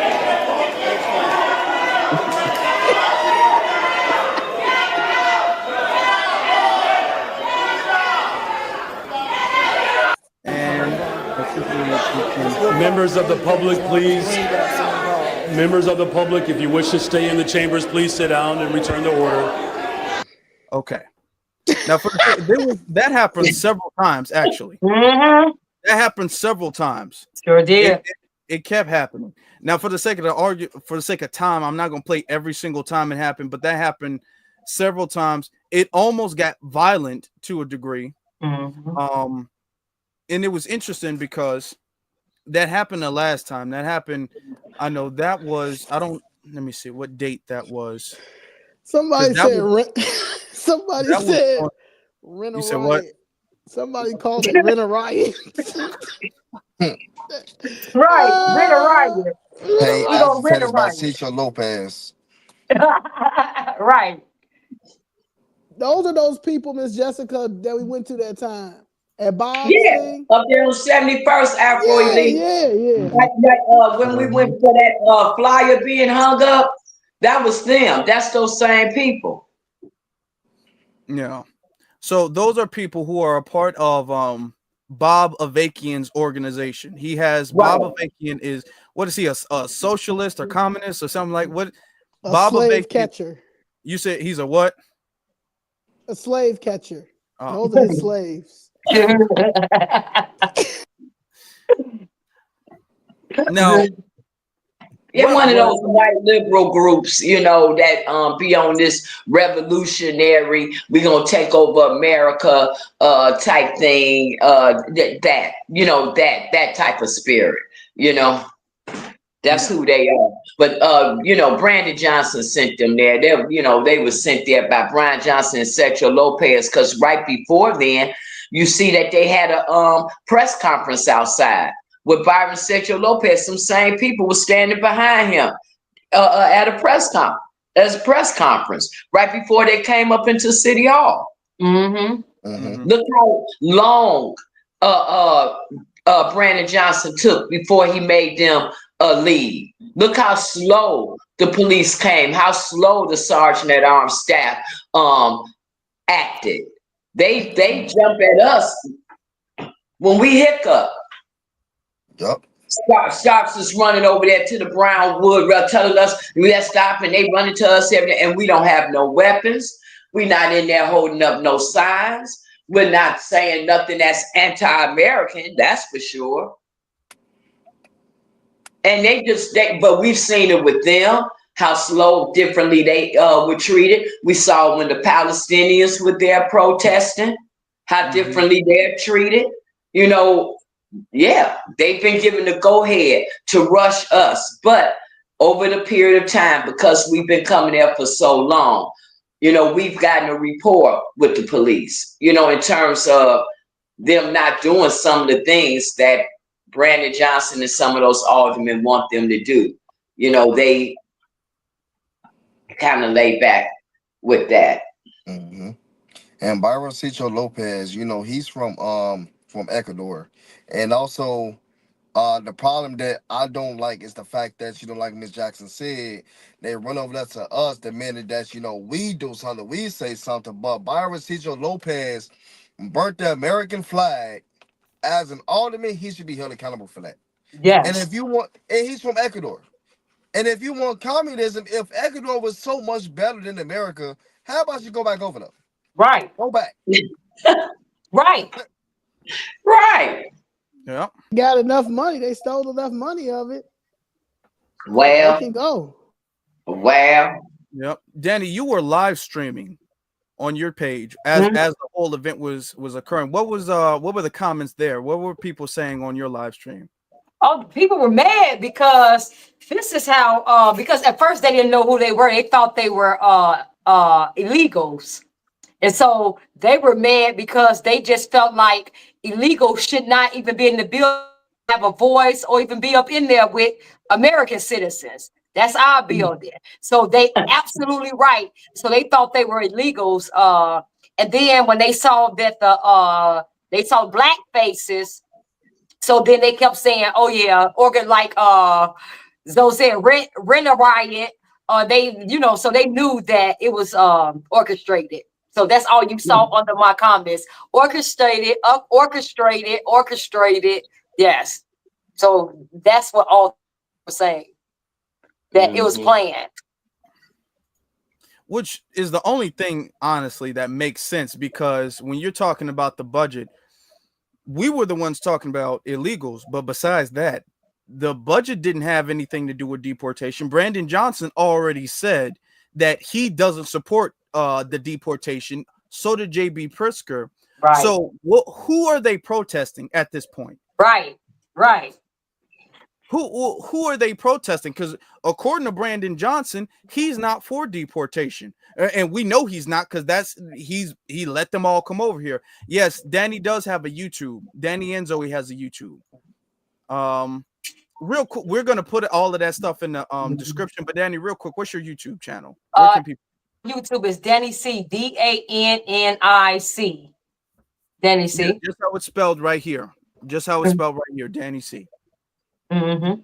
And Zoe, where's Zoe at? She? Yeah. She got. I think she stepped off. Oh, here she is. It's Zoe Lee. Hey, Zoe. What's wrong? I don't know. Make sure you. Yeah, make sure you. There. Zoe Lee at Mr. Steal Your Wig 1. Exactly what.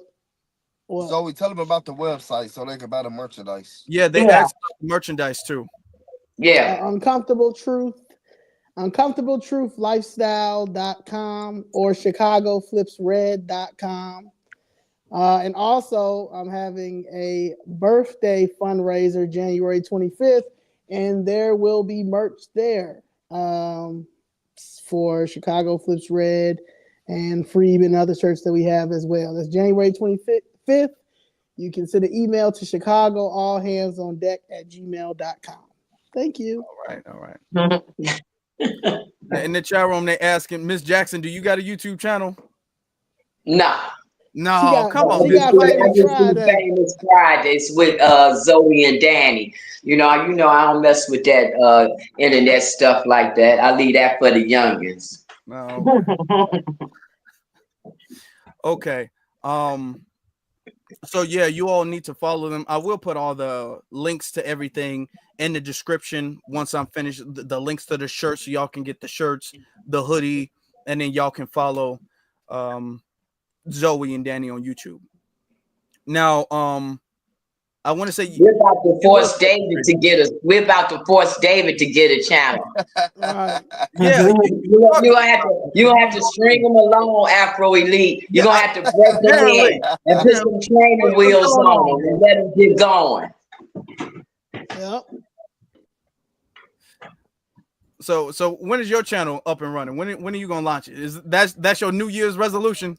Yeah, that'll be my New Year's resolution. I'll be pretty busy with the business, but I gotta start, making more time for it, because we more people needs to understand, business economics. That's something that I'm real good in.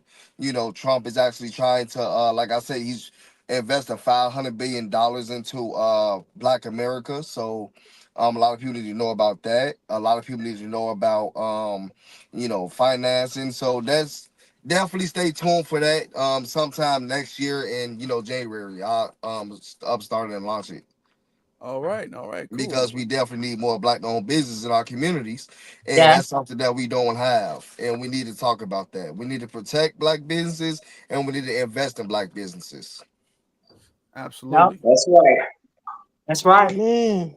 Absolutely. So, the whole Make 'Em Famous Friday, that's on Zoe's channel. So that's like a series on her channel. That's not an individual channel. That's just a series that she has on her channel on Friday, where you all come together and discuss certain aldermen. So since we're on that topic, what is that about? What is that for? And how is that going? Who have you all discussed, and who's, I guess you pull it out the hat, so you don't know who's next. But who you just discussed, and how is that going so far? Well, it's going great. And we're doing the alderman. That's, the Disgrace 50. We call them the Disgrace 50. However, days that like for the holiday weekend, we did Friday, we did CHA, Chicago Housing Authority, the corruptness in Chicago Housing Authority. This Friday, we're doing the corrupt judges in Cook County. But the overall was Famous Friday was Jackson, like she said, we're gonna make them famous. We have to get these people out their seats, and organizing is a little bit more different, I feel like, than back in the day. Our ancestors put everything in there, put everything down there for us. But now that we have social media, we have to utilize it. And I think one of the best things that Ms. Jackson thought of was, we're going to make you famous. Famous Friday. And I love researching. I've always been a researcher. Always want to get the facts when it comes to stuff like this. All this stuff is public knowledge. It just shows the corruptness in the city of Chicago, which is named the most corrupt city on the planet. Everybody knows the city of Chicago is corrupt. And you could tell that they feel like they're so untouchable down there that no one can't break this machine. And I feel like me and Ms. Jessica broke the old machine, and we're going to make sure that the new machine is never built. Ms. Jessica, you got hers. She's gonna have something. That's just my little thing. What you think, Ms. Jessica? What you say? No, you're right. Make you famous Friday. It was genius. Because the issue was, how do we one by one let everybody know what's going on with these aldermen? Because we had already made the promise. I'm not gonna say the threat. We had already made the promise that if they kept voting for that money for illegals, that we was coming for those seats. And Make It Famous Friday was the absolute best way to do it, because 3 minutes at a time at that mic is very limited in terms of what the information that we can get in. But once Zoe and Danny started their own channel, and then that opened up a pathway for us to take time to actually dissect these alders. That way, as we move closer to election, especially since Trump got in office, so they really see that this is some momentum that we're moving. Mm-hmm. So the best thing to do is to let them see one by one that we're not just down there at the mic just to be going off. No, that this is a strategic move to change the politics of Chicago, for Black America, for Black people, for Black Chicago, and for Black America across the country. It's about economic survival. Economic survival. And if it means that we got to get them out those seats one at a time and replace them with Republicans until they get it through their thick heads, that you're not just going to use us for our money. And that, yes, Black people are paying attention to politics, because we're paying attention to each and every last one of y'all. And people have been paying enough attention to us that if we say, look at Famous Friday, we're going to make them famous. We got people that's going to tune in to see it. And it's going to affect the voting poll. It's going to affect that seat. And we know that it's working because we keep seeing the numbers grow every week. So we making them famous. They want to be known for being corrupt. They want to be known for running Chicago. Can't nobody do nothing to them. It's the Democratic Party. They got the DNC here. And okay, they don't have to be respectable to the citizens. Mm-hmm. They can lock us out in the hallway for 40, 45 minutes before they even let us in the chambers. They can mess around with our 3-minute speaking time. They can bum rush us to sometime not even let us public speak. They can put us out if we hiccup. Okay. Well, now Zoe got her channel, Danny got hers. And now we're going to make you famous. We're going to make you famous. Yep. Now, the first step of change, revolution. Yeah, we're gonna make you famous. And when Dad get his channel coming, it's gonna be what's it gonna be? Since we had a famous Friday, what we gonna have? Trades. I think he needs to talk about We're the gonna hit him with importance. something on a Wednesday. Yeah. Midweek. Midweek Midweek murder. I just want to say one thing. A lot of people keep saying Walmart has my stuff. Yes, once we went viral, the Chicago Flip Red shirts, Walmart, they sell them at Walmart website. They're selling at all these other websites. Please, I do not get that money. We do not get that money at all. So my business, my brand has always been uncomfortabletruithlifestyle.com. I just chose to put everything on there because I've already have a website and I've already had a brand. But yeah, so anything that's not on uncomfortabletruithlifestyle.com, we do not see or we do not get. So all those other, once we went viral, the illegals went crazy. And Chicago Flips Red is on all these weird sites and third-party sites and third country sites and all that stuff. That's why Trump, come get these people. Tom Homan, come get these people. Right. Because these people, they're the beneficiaries of our struggles. And we ain't going for that. And I mean, nobody spends somebody else's money as carefully as he spends his own. So we do not want the government waiving all this subsidized housing in our communities, because we want our tax-paying dollars to go to fund our businesses, to fund our schools, and we want to be able to live our life comfortably without the government trying to run everything by a corporation. Right. Yeah. Right, Dave. Right. Yep, Dave. There you go. Yep. There you go. Yeah. You see, one more thing, what I also wanted to say is that when these people come over here, they come over here looking for a better life, but we ain't even living a better life. They living better than we are. Yeah. You see, they want a future. They want a piece of the American dream, but we're not even getting that. You see, the CTU and the CPS is failing our black students, our black children, our black kids. So no, you're not going to come over here and get, the top of the line schooling and different things like that. If our community ain't getting the best schooling, the best education, the best healthcare, no.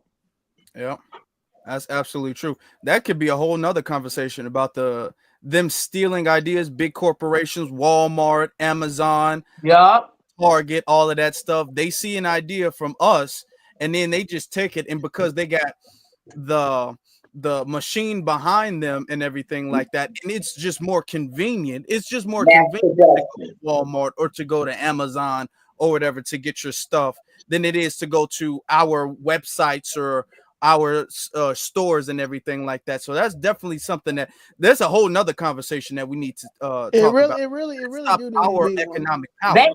Maybe we need to put maybe we need to make maybe initial initial something to make sure. Trademark. It happens so fast. Everything happens so fast.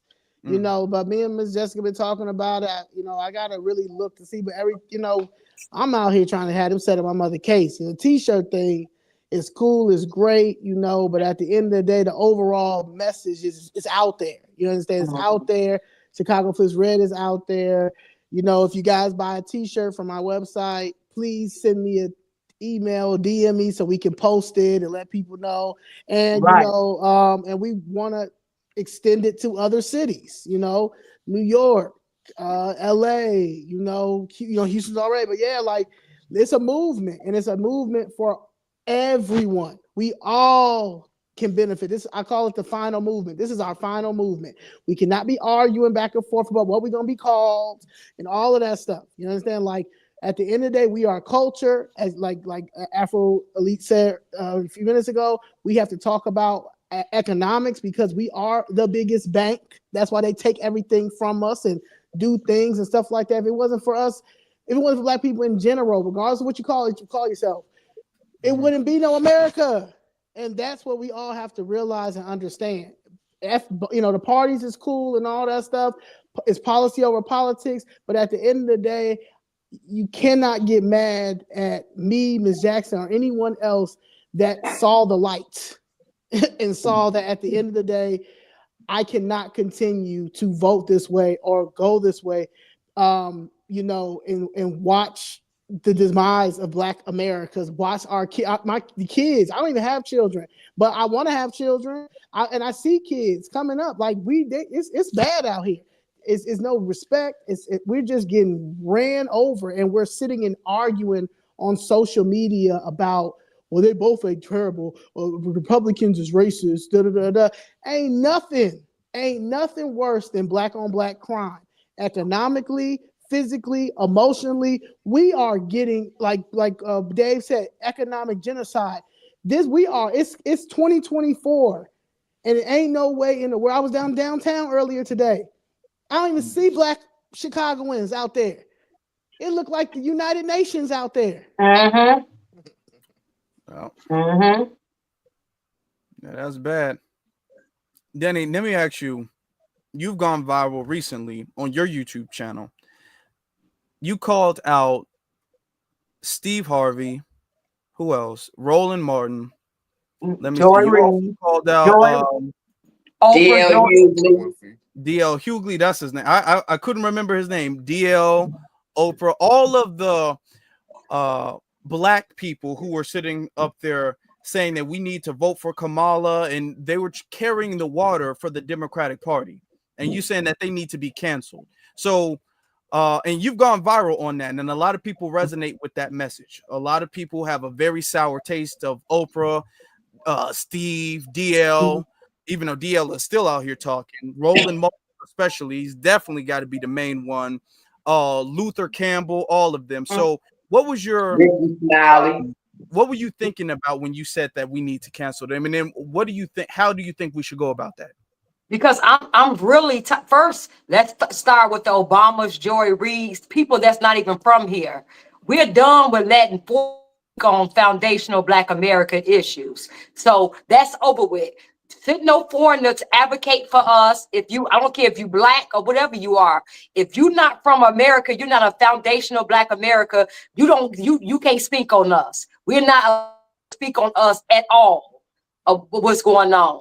So that's one. Secondly, these sellout Black people who are from here and who are foundational Black Americas, they need to be counseled because they know that the Democrat Party offered us nothing.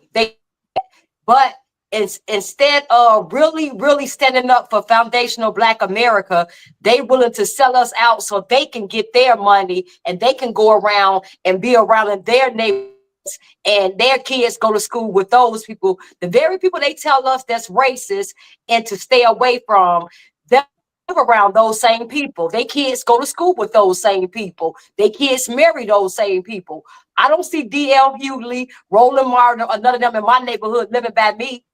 I don't see none of them. But I do, but they are in gated communities around Susie, who they tell me is racist and to stay away from. So they no longer they can not tell us anything because until you live where I live at, until you have to deal with these illegals, until you have to deal with businesses and not able to open up businesses and boarded up buildings all in your neighborhood by the Democrat policies. And until you live where I live at and you with the struggle, then you can't tell me nothing because see, you all are in the gated community with security area telling me how bad I don't have it and how bad it's not. The Democrat is not. The Democrat Party is not. So you all are so far from my reality. You can't tell me anything. But when you come in my neighborhood and live, when your kids go to my school, these public schools with all these illegals in that school, with the me's, everything, when your kids are subject to all of this, then we can talk. Other than that, no. We're counseling them. We're not listening to them. Because those are the true sellouts. They tell you not to be around these people all while going to the parties, going to their schools. Can't stay away from those people that they tell us is racist. Instead, those the boogeyman. Shut up. We done with that. Yep, absolutely. out here telling us we got to be afraid of some project 2025, and that's going to be the end of black people, and how Donald Trump is going to deport black people too. That was the thing that they were trying to say, that we was going to be included in the whole deportation thing.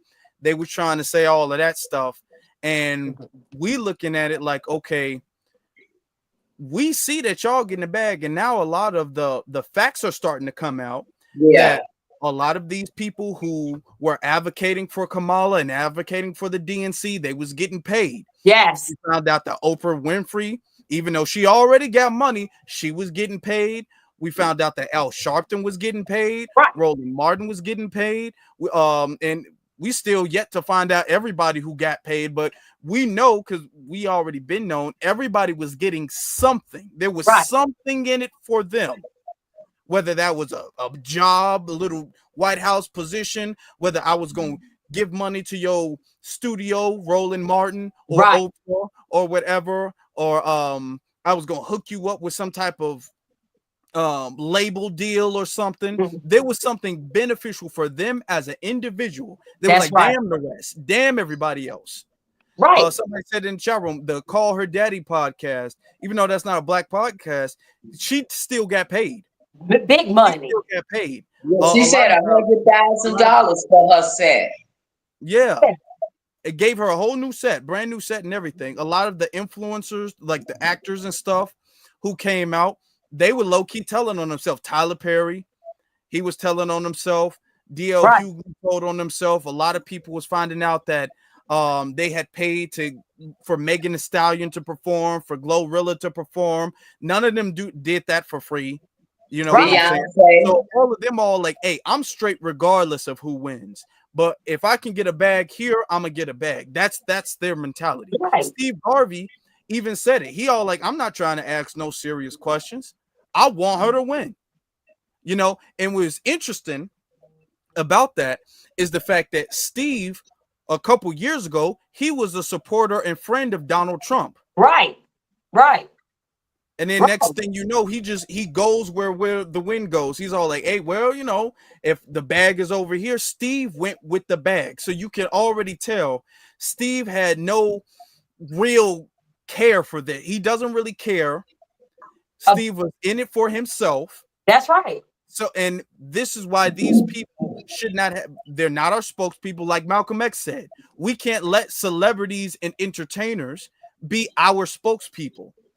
Right. Influence. Most of the time they parry what the oppressors want them to say. Exactly. What's best for them. Like I said, like I told people in that video, look, we're the new media, the people on the ground, grassroots people who are telling you what's exactly happening in their neighborhood, showing you receipts. We're the new media. Those people are done for because they tried to send us in a burning building knowing it was going to be to our detriment. Because they did that, it's over. We're no longer patronizing them, listening to them, the show, the radio shows, looking at YouTube channels, nothing. We're the new media because we're going to let you know exactly what's happening in our communities, in our schools, everything. We're going to give you the truth of what's happening in America, and especially in our neighborhoods. We're no longer listening to them. They lost all credibility in this. That's the way. So they cannot tell me what's going on in my neighborhood better than I can tell you what's going on in my neighborhood, especially somebody who won't even live where I live at and won't even come here without security. They won't even come. I can't see none of them just coming in my neighborhood, parking their little road with their little nice car, some coming around without security and all that. They not even gonna come in our neighborhood. So, man, please. Yeah, that's the truth.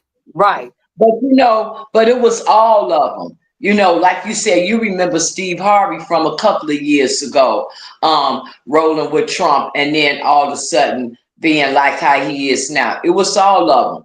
Al Sharpton used to rock with Trump. Whoopi Goldberg used to rock heavily with Trump.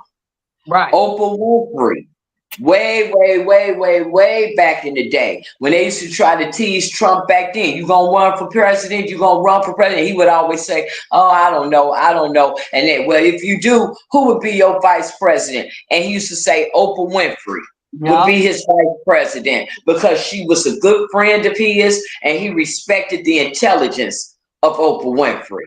Right. You know, and to see all these people just flip like this.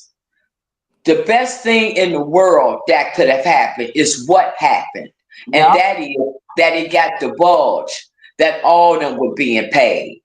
All of them were being paid. And it's such a disgrace because all of them are rich now, you know, and they care nothing about the very things that they're trying to inflict on us. You know, the DNC was here. The Obamas were the most disgusting, in my opinion, of them all. Yes, they was. You're right. Yeah, they were. Yeah, they were. Because right now in this town, the Obamas know that there are bunches of black people that's being displaced because that Obama Center is going up. Locked down a lot of properties too. Right, when he came here, him and Michelle didn't give any type of reference to that. Instead, they're gonna get on the DNC stage, talking, "What's up, Chicago?" and try to shame people into voting a certain type of way. Didn't stop through the neighborhood to see how the people were adjusting to all these things of displacement that's going on. Just going on about their business while all along constantly making reference to the fact that Trump came down on a golden escalator. You know, just mad because he was born rich. He can't help that he was born rich, but to let them tell it, they a bunch of paupers. They a bunch of poor people like us. And Donald Trump coming in rich and just stuffing all over us. When the reality is that's what the Democrats are doing. What is it? The Obamas are worth like 75 million now, something like that. You know, they gave so much money to these celebrities until Kamala's campaign is $20 million in the hole after having the biggest campaign donations in history. $1 billion. $1 billion. So now they want to make us think that we're supposed to hate Trump because he born rich. Okay, well then if that's the case, we supposed to hate Steve Harvey kids because they born rich. We supposed to hate Diddy kids, they born rich. We supposed to hate Beyonce and Jay-Z kids because they born rich. We supposed to hate LeBron kids because they born rich. So is this the thing that you hate people because they born rich? So it's okay if you end up rich. Just don't be born rich. Or if you born rich, don't be white born rich and don't run for office. You know, the whole message is so confusing and so convoluted because everything is built on a lie. And that's the reason why the Electoral College map was red, because people understand that Donald Trump is the people's president. Now, I'm not no big old Trump fan, going crazy Trump fan, but I know what makes sense and what doesn't. What I do know is this. I don't care how you size it up. Illegals are not going to be on Donald Trump's block. They're not going to be in his way. They're not bothering. They're not going to take his jobs. They're not going to take his housing. Now, that's what's not going to happen to rich Donald Trump. Yup. But what is that man doing? He cares about the people that it is affecting. That's why he's sending the border czar to get them out of our neighborhoods. That's why he's talking about tariffs and bringing jobs back to America, because he's the people's president. He's looking out for what the people need, not just him. And it's really unfair to paint the picture like that and to manipulate that, to sit up here and act like nothing's going on with our jobs when he said that immigration is affecting black jobs. Oh, everybody acting like he said the most racist thing in the world. But is it not true? Is it not up to up until 2 years ago? Couldn't you go in this McDonald's and everybody that was working was black? Right. Couldn't you go over here and look outside on the utility pole and all the workmen that was climbing up on the pole, weren't they black? Yeah. Or either white? Wasn't the mechanics and stuff black? Now all of a sudden, everywhere you go, illegals, illegal, and then you too silly to accept that. Instead, you want to let a phony celebrity tell you otherwise while they go home rich. As soon as the first bus of immigrants came to Martha's Vineyard, they got them out there the next day. That's right. That's right. That's right. Facts. Facts.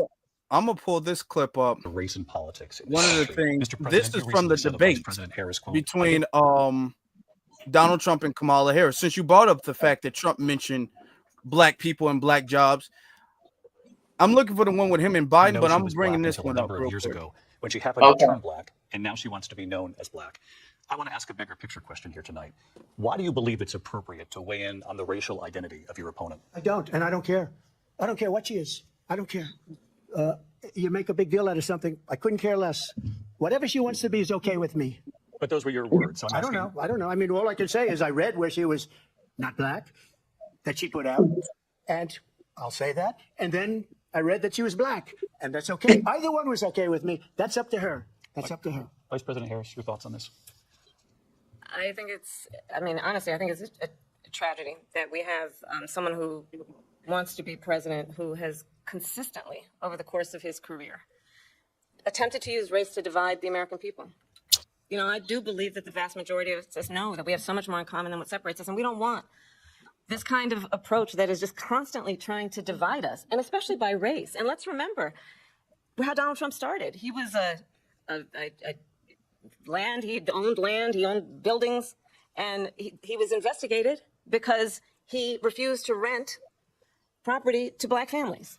Let's remember, this is the same individual who took out a full-page ad in the New York Times calling for the execution of 5 young black and Latino boys who were innocent, the Central Park 5. Took out a full-page ad calling for their execution. This is the same individual who spread birther lies about the first black president of the United States. And I think the American people want better than that, want better than this, want someone who understands, as I do, I travel our country. We see in each other a friend. We see in each other a neighbor. We don't want a leader who is constantly trying to have Americans point their fingers at each other.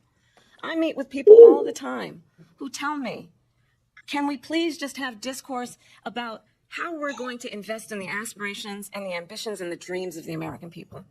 Knowing that regardless of people's color or the language their grandmother speaks, we all have the same dreams and aspirations and want a president who invests in those, not in hate and division. Vice President Harris, thank you. Lindsay? President Trump, this is now your 3rd time. Now, before we get into that, I want to show you this other clip. In the history of our country. This clip There's happened. never been anything like it. They're destroying our country. Hold on. And they come up with things like what she just said. Going back many, many years, when a lot of people, including Mayor Bloomberg, agreed with me on the Central Park 5, they admitted, they said, they pled guilty. And I said, well, if they pled guilty, they badly hurt a person, killed a person ultimately. And if they pled guilty, then they pled, we're not guilty. Okay, let me find. I want to play this other clip, and this clip was a little bit before where he actually mentions. Hold on. Okay, and then I want to get you guys' things on that because he doesn't say the thing about black jobs right there. He says it on this next part. Oh wow! I'm so tired of that Central Park 5 thing. Yeah. People got to go to Tawana Brawley. People need to start bringing up what Tawana Brawley did, okay? And you may be too young to know that Afro Elite, but look that up when you get a chance and look at that situation and how everybody, including Al Sharpton, sellout self, went back for this girl, and this girl straight lied. Montrese Richardson. Look up that case on Montrese Richardson, how Carmela Harris refused to find that girl's body. You know, it's just when you listen to her just go on and on like that, because first of all, after she did all that talking, she still never said she was black. Or that she wasn't black after she did all that talking. And the most disgraceful thing about Carmela Harris, as far as I'm concerned, is that she literally sat here and watched, quote unquote, black people fall out with each other about whether she black, she not black, she not black, she black. She literally watched people fall out about that. And she still never cleared it up. And she never cleared, and she still never cleared that up. You know, it's just to hear her go on and on like that when she know doggone well that is what happened. Like I said earlier in the show, Diddy and Charlamagne put her up there as a black woman when they knew then, and we knew then, that we shouldn't have let that happen. It's that Paula Abdul move from back in the day. Same thing. Paula Abdul back then when she was famous on that show Fame. And back then, it wasn't a lot of Middle Easterners or people from Iran that was, you know, a name of anything. And because she was on that black show, she just kind of like, you know, just assimilated into black culture, and black people, you know, went on and let her like, you know, whatever. And that's the same thing that Carmela Harris did when it came election time, because I lived in California for a very long time while she was the attorney general. And I can tell you right now, hands down, unequivocally, we was not walking around talking about the attorney general black, Carmela Harris black. No, we was not saying she was black. She was just Carmela Harris. She was just the attorney general. But we in California was not going around saying she was black. I can tell you that right now. No, we weren't. No, we weren't. When she did that thing with the fires, I mean, with the inmates, when she wouldn't let the inmates out of jail because she wanted them to stay to fight those fires, people was talking about it and talking about that she was the attorney general, Carmela Harris, that she was tripping doing that, but nobody was saying she was black doing that to black inmates. No, she was not considered to be black. That's some stuff that came with her running for vice president. And even the night of her inauguration, when she got sworn in, she said she was the first Asian Indian VP. She didn't say she was black.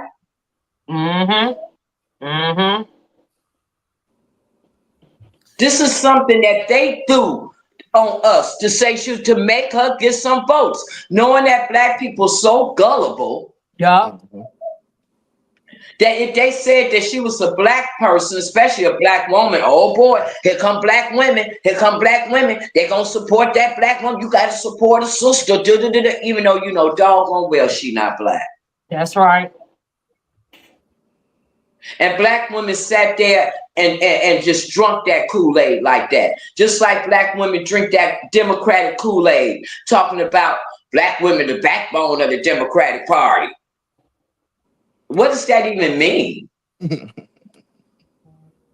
What does that even mean? Afro Elite, you down there in City Hall all the time. Look at all those black women that are heads of panels, heads of boards, heads of this and head of what benefit has it done?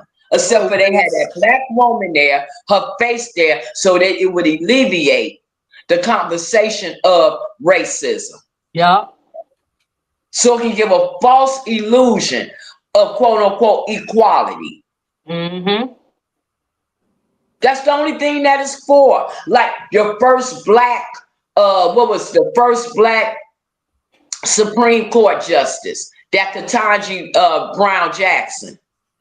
How has that benefited us as a race? When she doesn't even know, quote unquote, what a woman is. How does that benefit us by having this Haitian first gay black Haitian press secretary, that John Pierre, who's the dumbest press secretary you ever seen before in your life. That's right. That's right. Come on, let's just be real. Look at Letitia James and what is it, Fannie Willis and all, what does it mean? So they threw Kamala Harris there because black women, in the name of whatever this is, was going to be off and running for it. And they said that even with the couch vote, even with the votes being less for the black turnout, they still said 92% of the black people that did show up to vote voted Democrat. Voted for her. Say it. That's disappointing. Black turnout, if you categorize all of the demographics, the racial demographics of people who turned out, black people turned out for Kamala over everybody else voted Trump. Mm-hmm. And black people are the only one who almost 100% turned out for the Democrats.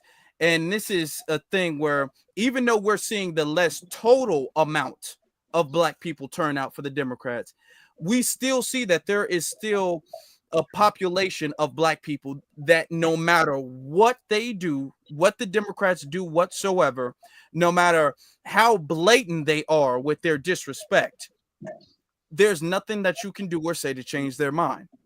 So much so to the point where Donald Trump can say that the immigrants are coming and taking black jobs, which we have been saying. It's not like he created this. It's not like that was a rumor or anything. We've been saying that. Michelle Obama can come out during the DNC speech and she can make that a joke. She can say, well, maybe you can't get the job because that's one of those black jobs. And the Democrats turned us being unemployed, our job discrimination into a joke. They turned it into a joke, and they still got the votes of their unfortunate, just this loyal bunch. And that is just so unfortunate. Brainwashed and manipulated and just stuck in their ways. A lot of people are. There's still people mad about it. Okay. And then I find it when she lost, they were crying. They were literally crying. Yeah. She stole $1.2 billion as well, and nobody don't talk about. I raised $1.2 billion for a woman who cosplayed as a Indian woman who cosplayed as a black woman. Left y'all $20 million in debt. Lost all those people, lost their jobs, black jobs, Asian jobs, Indian jobs, white jobs. All those jobs were lost. Yep.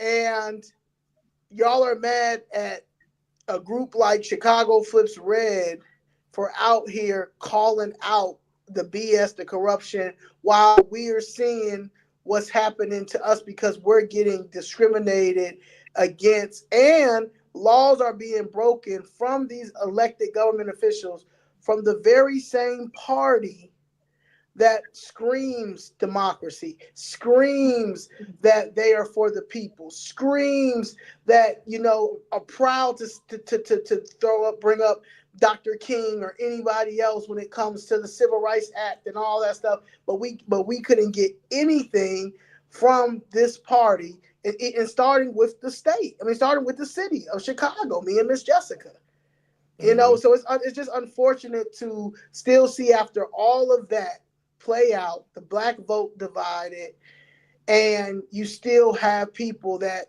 they have the Stockholm syndrome. They are literally still.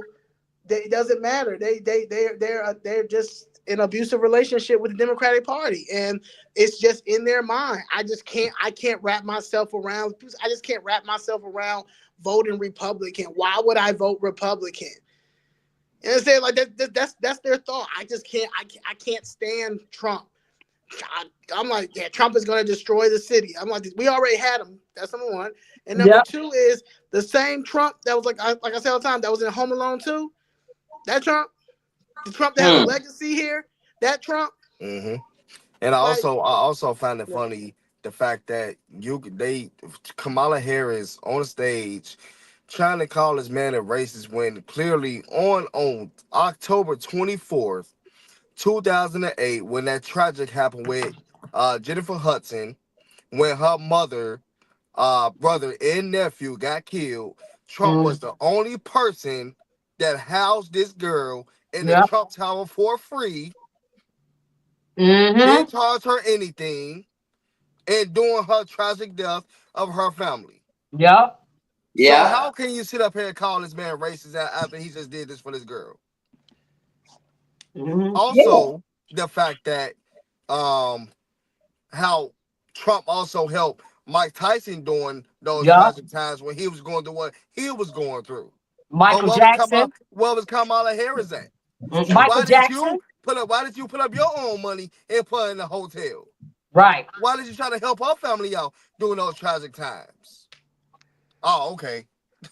Well, she had to be found nowhere. Like you say, Danny, Michael Jackson, he stood with him back in the day. That's why Janet wouldn't denounce Donald Trump to Kamala Harris, and that's when D.L. Hughley started talking smack about Janet Jackson, which is what also made a lot of people, like you say, Danny, cancel D.L. Oh, you gonna come for Janet Jackson, a full-fledged sister, somebody you know doggone well is black, and you gonna dog her out for Kamala Harris? That's when a lot of people was like, with D.L. Hughley, he's done. D.L. Hughley is done. And just like I want to say this, I'm like 80% sure. I'm almost 80% sure. But to the same vein, like the examples that you all were giving, back in the day, Aretha Franklin got in trouble with her house. It was about to be foreclosed on, taxes or something like that. And Donald Trump stepped up and helped Aretha Franklin. I'm almost positive that happened. You know, just like when he had his show, The Apprentice. He had a lot of black people on that show. Lil Jon was on that show and got a real high. Arsenio Hall was on that show. Every episode, it was somebody black on that show. You know, all the rap songs, all those rappers had Trump in their song. It was not until Donald Trump ran for president the second time, that they started putting all this racist talk on him. Because the first time he ran, they didn't do that. They didn't do that the first time he ran because they didn't think he was going to win. They just let him run.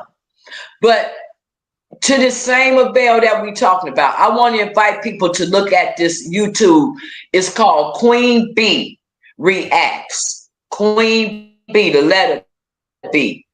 And put in there Donald Trump and the black community. Put something like that in there. And you're going to see during his first presidency, he's in the Oval Office and office in the White House. And one of these super duper long conference tables. And everybody around that table is black. Everybody. And everybody is going one by one, talking about what Donald Trump has done for them since he's been in presidency, in terms of their business, or in terms of some type of law, or in terms of their community. And everybody around the table is black. Now, I want your audience to be mindful of the fact that at the time when Donald Trump did this, at the time when he did all that money funding to HBCUs, the amount that was historical in terms of the amount that was given to HBCUs. At the time when he did the First Step Act to get some of these inmates out of prison. At the time when he did that law for Angela Stanton King so that women could no longer be handcuffed to the bed when giving birth in jail. I want you all to think. He did that when he didn't get what, maybe 0.001% of the black vote. He didn't get the amount of black votes that he got in this current election. No, he got a teeny weeny eensy beensy amount of the black vote his first term that he won. And still he did all that for the black community. Now Biden got in just like Obama got in, just like Bill Clinton got in. All those Democratic presidents got in with the black vote. Just a unanimous, just a maximum amount of the black vote. And what can you say that they did for black people? What clip can you find where they did something for black people? And then when he came back to run again, it's a clip out there, and we've all seen it in this panel, where he got on a navy blue suit and a light blue tie, and he's saying at the podium, black people built this country. It's about time that we start recognizing that. You tell me what president of the United States ever said that about Black America? Where are they? Where are they? Then on top of that, he got the platinum plan for Black America that he worked out with Ice Cube. The one that David made mention of. It says for Black America. Cube made sure that he didn't have marginalized communities in there, that he didn't have people of color in there, that he didn't have minorities in there. It had to be black. And then after they did the wording, Cube told him, I'm gonna need you to put some money on that. And Donald Trump put $500 billion on it. You show me another president. Go ahead, show me your precious Carmela. Your precious Joe Biden. Your ever so loving Obamas. Show me something that they did like that for black people. Where is it? Where is it? Where is it? I mean, since you brought that up, I think it's very important to say, at the end of the day, this is politics over feelings. Okay, we're not voting for somebody because we like them or they like us. So let's say Biden and Trump, Kamala, JD Vance, Mike Pence, all of them, let's say they all don't like black people. Let's just say that for the sake of the argument. For the sake of the argument, let's say that. But who's more likely to have a conversation, to sit down at a table and us work certain things out in order for something to be done? Because we don't got to be liked in order for things to be done. You just brought up Ice Cube. Ice Cube went to Biden while Biden was running, and Biden told Ice Cube he does not have time to talk to Ice Cube, and he would talk to him after the election. Ice Cube then went to Trump, and then Trump said, okay, well, let's sit down and let's hear you out. Let's see what we got going on. So if Trump don't like black people, at the very least, you can't say he's unwilling to listen and to sit down and have a conversation.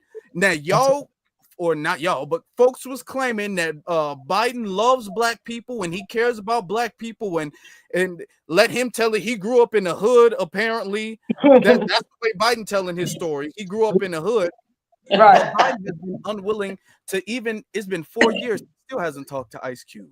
He ain't even entertained the idea of talking to Ice Cube or any type of economist or having a sit down plan when it comes to anything black at all. Right.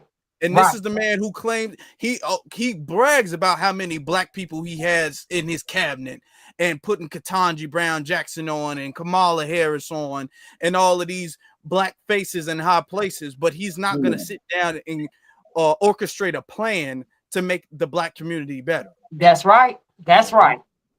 That's right. See, because they know, the Democrat Party know, all they got to do is give black people, see, we done already voted for what, 60 years, 60, 70 years, 95% of our vote, we done already gave it away to the Democrat Party, period.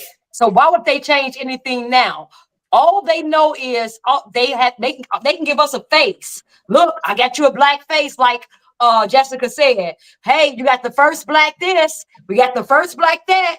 That's all they have to give us is a black face. And now the black face is nothing for you. Let's get that straight. But look, you all, we got a black face. Remember the black face here? Black face here, black face here, like in Chicago. We got so many black faces, and we can't get the black people can't get nothing done, or we're in the worst state ever. Come on. Yeah, so the one thing about the Democrat Party, like Kamala was saying in that debate, see, they mastered the giving you a black face, still not doing anything for you, but still, hey, you all, look, we gave you a black face, we look at it, it's a black face, so be happy with that. And we so stupid until we for that, we keep going for that, and that's all we need is a black face, and that's it.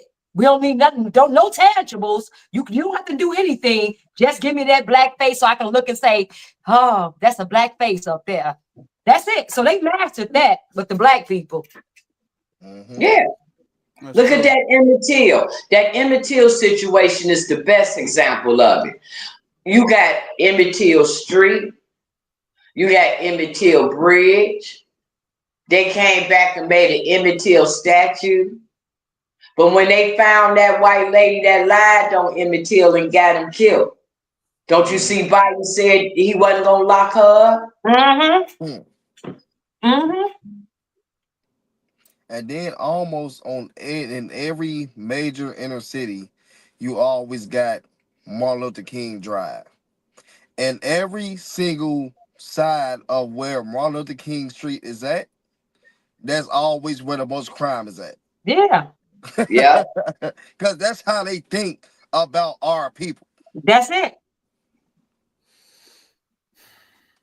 Yeah, like Zoe say, do it, Zoe. What you say when they take that oath? What is the oath? I promise I won't go help a Negro. I'm gonna go. Do it, Zoe. What's the oath? I promise not to help. I promise not to help niggas. I swear to God, I won't do nothing. I promise I won't help one nigga. I promise. Yeah, like I've just never seen the puppets play out in my face. Like to watch all these black faces in high places and do not represent us at all. And the people get mad at you for saying, ain't no way in the world I'm going to keep going this way. I look at it as business, like honestly, and I looked at it as them violating the 5th and the 14th Amendment. I uphold the Constitution. I use the Constitution plenty of times to sue plenty of private companies, and it's worked. And so I just knew that this was not going to be an issue with them. Oh, you guys violated the 5th Amendment. Oh, no problem. It's under the Illinois state constitution. It's under the U.S. Constitution. No problem. But to watch these people ignore it, and then you do your own investigation, and you're watching other people coming from other places like, oh, this is what they do. They steal black people's property. They steal land. They're going to continue to do this. Oh, they keep saying that it's the Republicans, the rich, tax the rich, all this crazy. What are you talking about? These are black people. These are 20 black aldermen that are helping, they're giving our land and our properties and to these developers with no problem. I mean, and look at you, like the nerve of you for calling me out. Right. Yeah, I've never seen it before in my life. And you hear people say you can't mess with Chicago. You can't beat Chicago. Chicago been like this. Chicago this, Chicago that. All right, well, I love my mama. I love my mama to death. Okay? And if they want to take it there, I'm going to take it to hell. So I'll see you January 7th, 2025, entering our, what was Jessica, this is going to be our third year? Our third year. Because 2026 and 2027 is very important because we are getting these people out of their seats. All of the aldermen are up. The Tommy Preckwinkle's up. The governor is up. Brandon Johnson is up. So this is organizing time. This is getting people. Make sure you're voting, and Famous Friday, because we are going to let you know how these people vote, how much they make, what they're doing. I mean, it's embarrassing down there. I'm gonna say this one last thing. There's one alderman that's down there. His staff make more than Brandon Johnson, the Attorney General, the Governor, Tony Preckwinkle. Come on now, they're assistants to this. They make more than the alderman. They make $300,000 a year, each of them. It's 4 of them. Yeah, that's how insane this is, and it's public knowledge. Just spending our money. Just spending our money how they want to spend it. Just like whatever. Spending our money in your face and saying what you gonna do about it. Y'all dumb enough to keep voting blue no matter who. What you gonna do about it? And then we got 20 black aldermen, and we had only 3 out of that 20 that voted for that budget. And that's what we voted no. Voted no for the budget. That voted no. Well, that voted no for the budget. I'm sorry, they voted no for the budget. Now, if you say anything to them, and here's the crazy part, you say anything to them, and I've talked to them with the camera there and with the camera not there. If you say anything to them, they will swear on their mama's grave that their hands was tied behind their back. Come on, nothing that they could do, that they was essentially forced to do it, that they didn't want to do it, but they had to. You got to understand how it goes. They was outnumbered. They will all tell you that every time. Yes, they will. Each and every last one of them. You say that again? No, I said each and every last one of them. Each and every last. I watch them say that they don't know how to get any type of this tax increment financing money that's supposed to be for blighted areas. They say they have no idea how to do it for us, right? But then I'll go into these community development meetings when they're passing millions of dollars. I mean, almost hundreds of millions of dollars in tax increment financing money in our communities, and they say, "Oh, we have a recommendation. We have a letter recommendation from the alderman." I thought y'all didn't know how to fill out the application. I thought y'all didn't know how it worked. Right. Come on, Zoe. They playing in our face. They playing in our face. The very first press conference that me and Zoe did September 27, 2023. When we were talking about the illegals, but really what we were talking about, the purpose of the press conference was to talk about that Southwest Invest money. Because during the Lori Lightfoot administration, if you recall, that was what the money that the city was supposed to be using to for economic development for the South Side and for the West Side. It was Southwest Invest. And like when I got here in 2019, Lori Lightfoot was on TV like every day talking about this money, Southwest Invest for the South Side and the West Side. Then all of a sudden, boom, COVID came. Once COVID was over, there was no more talk about this Southwest money coming to the South Side anymore. Now all the conversation was about money for illegals. So as we start being down there, and I start talking more and more about the money, because I was realizing nobody was talking about money. We was talking about how we didn't like the illegals being in our neighborhoods and stuff, but we wasn't talking about money.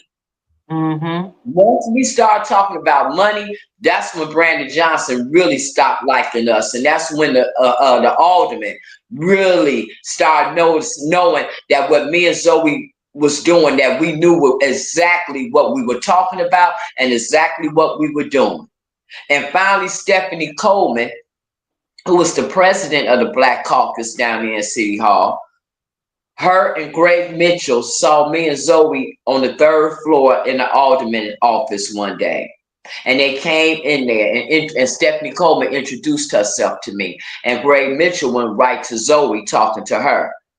And Stephanie Coleman asked me, she said, "You keep saying you want to meet with the black alderman and the black alderman for what? The only thing it's going to do is a bunch of arguing." I said, no, we want to talk about our money. And she said, what money? I said, that's Southwest Invest money. She said, oh, that was a hoax. That was a hoax. I'm like, so who was the joke on? We want our money. And from that, we kept on about our money. Well, CBS, was the CBS or ABC? I think it was ABC that did the great, big, extensive story on the Southwest Invest. And we thought it was, what, 350 million that was supposed to be for Southwest Invest. But once that reporter did the investigation, she revealed that it was supposed to be 2.2 billion. Wow. That was supposed to be for Southwest Invest. But guess what? That conversation went away. That money went away up until about, what was that, 2-3 months ago, maybe? We in City Hall, and what was up on the screen? Southwest Invest. They had took our money, converted it to bonds to get some housing for illegal immigrants. Oh yeah. Oh yeah. True story. Yeah. Yeah. Yeah. That's what they think of us. They took our money and got it put into a bond to give to illegals. You know, one of the things that's most important that we all have been doing is keeping track of the finances, keeping track of the money, because what they're used to is Black people feeling mad, even though we have a right to feel mad. And we get out there and we're like, this isn't fair. This isn't right. You guys are treating us wrong. And they say, oh, well, no, you think that, but that's not true. Everybody's getting a fair shake and everything like that. But what we've done, this is something very unprecedented. What we've done is we said, okay, well, we're not even going to get out here and talk about our feelings. We're going to get out here and talk about, this is the money y'all was supposed to spend on this, but it actually went to this.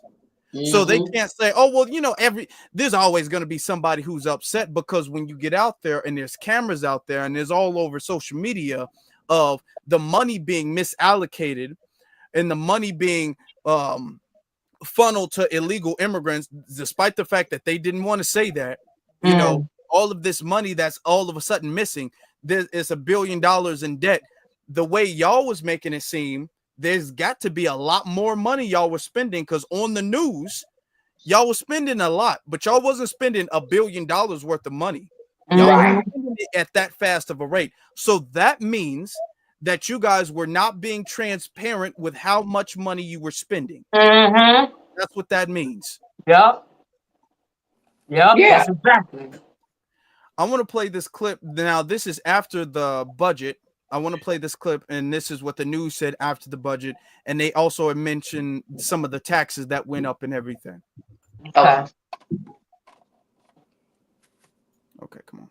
Chicago taxpayers dodged a property tax increase yesterday, but they will soon get hit with the barrage of other taxes and fees that will make up an almost $1 billion budget deficit. Now, the budget process had many fits and starts, a few versions. We're going to look at today what it's going to cost you if you live or do business in the city. And we asked our Charlie Wojciechowski to find out. Charlie, we know it's a lot to dig into today.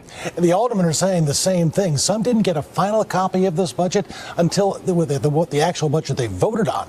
Until 1:15 a.m. yesterday. They're going over the document, and from what they can tell through the first rough read-through, it's going to cost everyone more to live and work in Chicago.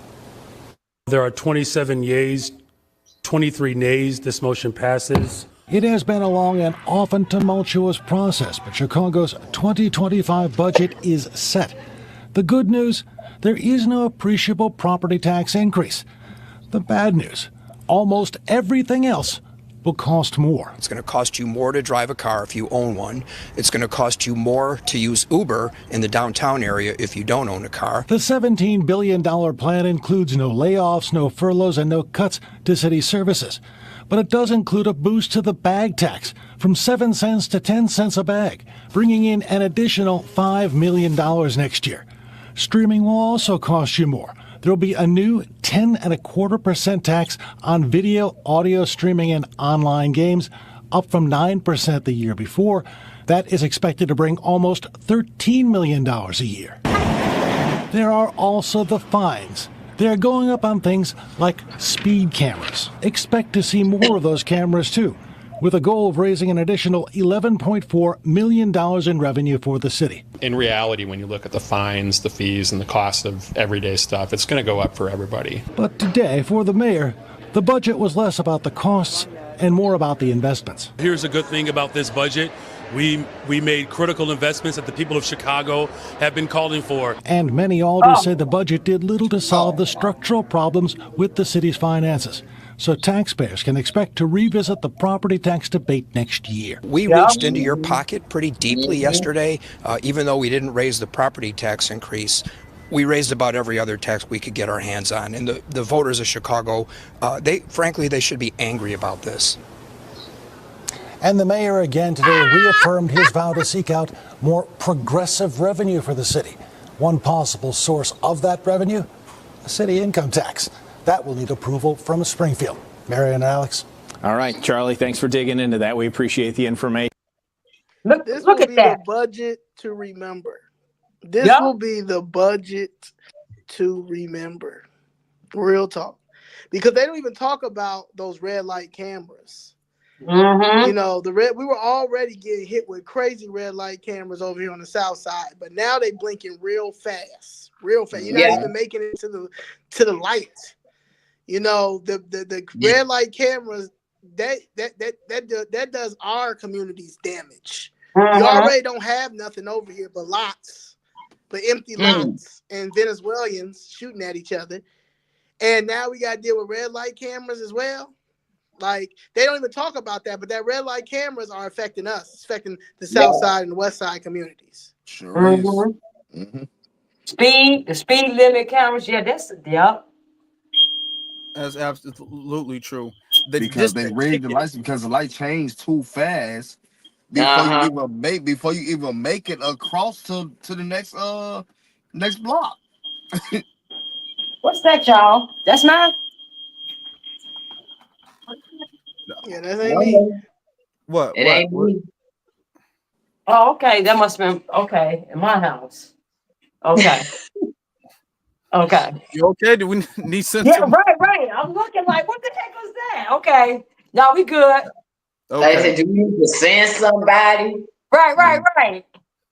And this is already on top of the fact that we've already discussed Chicago is already overly taxed.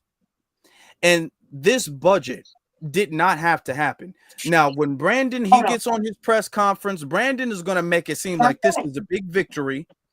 The aldermen are going to make it seem like this was a big victory because they're going to say, I know it's bad and I know it doesn't, it's unfortunate and inconvenient, but at least this was the lesser of two evils because we don't have to lay anybody off. We don't have to fire nobody and we can still keep the city services. So at the end of the day, I had to, and Brandon's going to big himself up. He's going to make it seem like he made a sacrifice for the people. He's going to be like, I made the tough call. Nobody wants this to happen, but I had to make the tough call so we can keep city services without laying anybody off. He's going to pull the lesser of two evils thing because he does not want to acknowledge, he won't acknowledge that there were other options and avenues that he could have taken without raising the city taxes. Easily. How about start defunding his security? That's what he can do. Defunded his. It was a lot of stuff. I mean, the funding his security. There's a lot of seats in the police department they couldn't fill. All of the money he spent on his wife's new office and everything like that. There's things he can take. Okay, I'm gonna take a little bit out of this. We're gonna cut down on some things. The problem is the fact that Chicago makes a lot of money. Okay, they're not transparent with the amount of money they make. The problem is not the fact that the city doesn't take enough money from the residents. The problem is the people in charge of that money overspend on some stuff. They overspend. They're stealing. They're Budgeting stealing. where they spend way too much money on things that they shouldn't be spending that much money on. That's the problem. So to get rid of that problem, you need to say, hey, we need to dial back on what we're spending. The number one thing is the fact that there's illegal aliens over here. They are draining the city resources. They have not benefited the city. They are a danger to the city, and they need to go. And you're saying that you're going to keep them in spite of the federal government's and the people's wishes for them to leave, which is going to cost you more money, because now, and why I say it's going to cost you more money is because now you can't just give them work visas and then let them go about their way. Now you got to hide them, and now you got to protect them. So now that means that they can't just be around just getting a house and an apartment, because then ICE is going to have to come pick them up. Now you're going to go above and beyond to spend time and resources so you can try to cover them so they don't get picked up by ICE, while you're nickeling and diming the citizens so you can fund them and keep them here. And that's the point, Afro Elite, that we want your audience or the listening audience to understand. So let me get this straight. You all hate Trump or the Republicans so much that you don't mind being taxed out like this. You hate Trump so much till you don't mind your neighborhoods being overflowed by a bunch of illegals. You hate him so much that you don't mind your grocery price bill staying high. You hate him so much that you want to keep on paying these gas prices. You hate him so much that you want men to be able to go in women bathrooms. You hate him so much that you want your third grade child or either your third, fourth grade grandchild to be learning about all type of inappropriate sexual things at that age, and transgenders and stuff reading to them, and those type of books in libraries. You hate this man so much that I can guarantee you 9 times out of 10, you never laid eyes on him. You never had a personal conversation with him. I doubt that he ever stole anything from you. I doubt that he owes you any money. I doubt that he went with somebody who was your girlfriend or your wife. I doubt that he did any of those things to you, but you hate him so much that you would rather take on all this financial hardship for your life just so he won't be in office, so that you can put a Democrat in office. That's how sick. That's how sick some of us are. And it's still gonna be, well, yeah, Trump. When you go to the grocery store and they give you that great big old grocery bill, if you look that cashier Jules in her face and say, I hate Trump, I hate him, are they gonna give you money off your grocery bill? Nope. That's how ridiculous this is. You will sit up here and let the schools tell you that if your child want to be put on puberty blockers and all this and that, they can go to a teacher and tell that teacher about it. And the teacher don't even have to tell you as a parent. In fact, as a parent, if you try to stop your minor child from getting sex change operations and stuff when they're minors, according to the Democrat and Joe Biden's laws, I think was it Title IX, they can lock you up. You would want that for your family and for your child.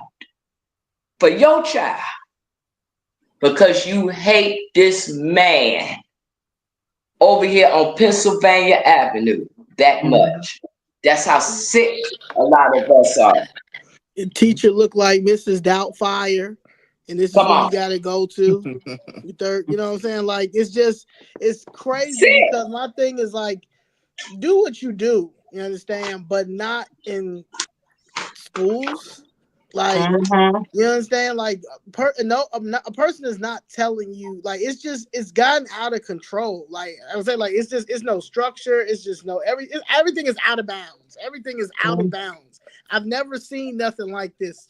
It's just weird. We living in I call it a horrible parody. Like, ain't no way in the world this is real life. Like, ain't no way in the world this is real life. Like, yeah, and so to see people go back and forth arguing, or I'll hear at the end of the day, both parties ain't doing nothing. We're all dumb. Da, da, da. And I'm like, well, what are you doing? What are you doing? All you do is complain. All you do is hit the keyboards, but then clock in at work. You hate the government, but you resent the government. But you clock in at work. You make sure you can't call off because you don't got no more PTO. But I'm the problem if I vote opposite from what everybody else, or because you don't like. No, everything is not designed for the black man, a white man. Like, when are we going to stop all that? Like, when are we going to stop all that? Like, I really think that we are mature enough. We have enough common sense, and we can take the emotion out for a minute and really look at this is our life. This is our life. We are the new adults. Like, I'm 39. I'll be 40. I'll be 39 next month. I do not want to be in my 50s and 60s trying to figure it out, because that our grandparents and stuff weren't in their 50s and 60s trying to figure it out. Now they are, because we have people out there that don't represent us in Congress. We have no safe haven in federal government, in a state government, in a local government. We have nowhere to go. We can't run to Africa. We can't run anywhere. This is what we have right now. So when people sit and tell me stuff like, well, the reason why we're doing this is because, see, we under a contract and da da da. I don't want to hear none of that. I don't want to hear any of that, because if y'all had the answer, it would have y'all would have figured it out. But clearly y'all don't have the answer either. So to sit with me and arguing with my fellow Black Americans, brothers and sisters, all that, and we're arguing about what we're supposed to be called and Bible arguments and stuff, that don't got nothing to do with the fact that we don't have no safe haven in this government. And we pay the taxes. We fund this. We're funding all of this. Yeah. And the fact that nobody's not even upset is insane to me. Yeah. The fact that we're the lowest economically, period. You got blacks and then you got Hispanics in the United States of America. The fact that we're the lowest economically, don't bother you all. The fact that Come on. See, my thing is this. The Democrat policies directly affect me and my family and my community. They directly affect me. And one thing, that's when I look at policies, who's implementing them, and the laws, and what agenda they're pushing. The Democrat Party laws and their agenda directly affects Black people. Now, y'all can talk about Trump. Trump had 4 years in office, and that was the great years of my life, my client's life, my neighborhood, everything. So, and that man only had 4 years. So I'm looking at, we may never meet Trump, we may never see him in life, but his policies affected me and my community in a great way. So that's what we have to look at as Black America, is what policy directly affecting us or directly helping us as a whole. That's it. That's it. Absolutely. Now, we've discussed a whole lot, but I definitely want to end with discussing Make Them Famous Fridays. I definitely want to end with that. I want you guys to talk about who you've discussed so far, how everything's going with that. Now, of course, I'm going to put all the links and everything like that in the description. My mod Hurricane's already been putting y'all YouTube links in the chat room, so y'all probably gonna have a boost of subscribers as soon as y'all get off here. But as far as Make 'em Famous Fridays, we wrapped up 2024 with a new series. That's good. You know, you guys have a pretty full chat room, pretty active chat room in that where you guys read the receipts. I think is very important because back in the day, if you was a sellout, you understood you could never, and this is just world history. If you a sellout, you understood you can never go back to these people. You can never go back to these people ever again. If I sold my people out, I'm a pariah. I can never come back. I'm never welcome back or anything. It's today's sellouts who act as they can sell out, and then they get to come back to the community and wag their finger at people and tell people what they disapprove of and tell people how disappointed they are and everything. They get to come back and they get to act as if they're our parent, and they get to cross their arms and be like, hey, I don't like what y'all doing over here. These are the new sellouts. These sellouts have, like Obama, somebody in the chat room, these sellouts have a lot of nerve that did not exist before. Right. Yeah, I mean, I think, like I said, thank God for social media. It makes it a little bit easier, especially when I realized that we weren't going to get no media. So that 3 minutes, that mic and YouTube and all the people around the United States that tune in for city council and committee meetings, like it's crazy. Like even Ms. Jackson showed us the recap of Forbes. Forbes did a recap of just our public speaking. Like that's crazy. You understand? But you look at it and it makes you sort of proud because it's like, wow, you know, we're doing something and people are hearing us on top of us fighting for our properties, fighting for our compensation, that our generational wealth. You know, and I think people need to really understand that me and Ms. Jessica are fighting for generational wealth. And that is something that we don't talk about enough in our communities. We'll have all of these weird you know, meetings and these breakfasts and all this about these people, financial this and this, how to do a trust and how to do this, and they have no idea what they're doing. You understand? Because they don't talk enough about generational wealth. They don't talk about, me and Ms. Jessica shouldn't be going through this. But we don't have any legislation. We don't have nothing to protect us. And then we have no representation. So Famous Fridays came out of the frustration, came out of, you know what? Since y'all don't want it, since y'all gonna keep us down here and make us uncomfortable, we're gonna make you uncomfortable. Because there's no way in the world that you should be in office. And the reason why you're in office is because a lot of us are not politically aware. A lot of us are not understanding that the reason why we have 45,000 lots in Inglewood is because we have 3 aldermen who does not care. One likes to drive around in a Maserati. You understand? She cares more about a Maserati than she cares about the 45,000 lots. So when you look at that, you know, the first one we did was Jesse Fuentes, Alderman Jesse Fuentes. From Jesse Fuentes, we did Michelle Harris. Michelle Harris, we did Carlos Ramirez Rosa. Then we did CHA because we decided that when we go back to city council or city hall, we're going to shake the names up and then call it from the mic, because that's Miss Jackson got it. Well, you did who you did? Yeah, Michelle I did Harris, one right? too. Yeah. Michelle Harris. Michelle Harris. Michelle Harris. Yeah, you got to get on one of them with us too. Maybe when we do Famous Friday for Brandon, because you actually talk to Brandon, you know, lying to your face, you know, because he's a robot, you know. But other than that, but he actually lied to you, and you actually did approach him. So maybe for Famous Friday, we have you on there, and Dave, because Dave, you talk to him too, right? Lying to you too, yeah. There's a lot.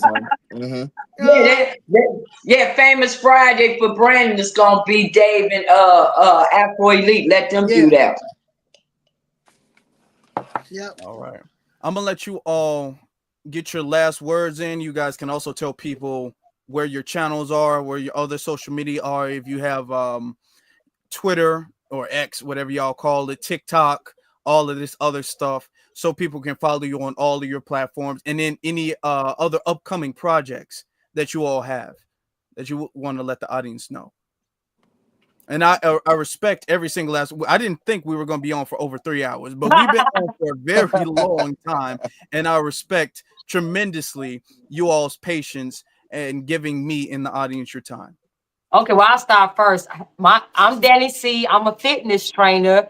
You Against You Fitness. I train, do very a lot of work in Chicago. And if you're in Chicago area, come to me. I'll get you snatched, get you straight. So my IG is You Against You Fitness, and my Facebook is Danielle Carter Walters. As you can see, my YouTube channel is Danny C, and my X is C44. And that's basically what I want to keep it real short and sweet. Wait, I want to say this. You all, please, please, please, please call your alderman office. Let your alderman know that you do not appreciate and you did not appreciate them voting on that the ones who did and the ones who didn't. Let them know that you are watching them and you are holding them accountable, because they will be voting on more budgets coming next year. So make sure you call your aldermen and let them know whatever they do that's not in your best interest, that you coming for those seats. That's it. That's what I want to say. Dave, it's about time you start that YouTube up, brother. You know what I'm saying? Now you got hundreds of people expecting it. So where can they follow you on social media as you getting that ready? I don't know yet. You know you're muted. I don't know if you know you're muted. I see a little circle. Oh, I see him there. He's froze. Okay, well, we'll get back to him. Yeah, because he said he was in his car, so maybe he froze. Okay, we'll get back to him. You can go ahead. You can follow me on Twitter or X, Mr. Steal Your Wig 1, like the name over here. And then my Instagram is the same, and my Facebook is Zoe Lee. And my TikTok is Mr. Steal Your Wig 1. I really don't like TikTok like that because I get banned if I say anything that's against the Democratic Party.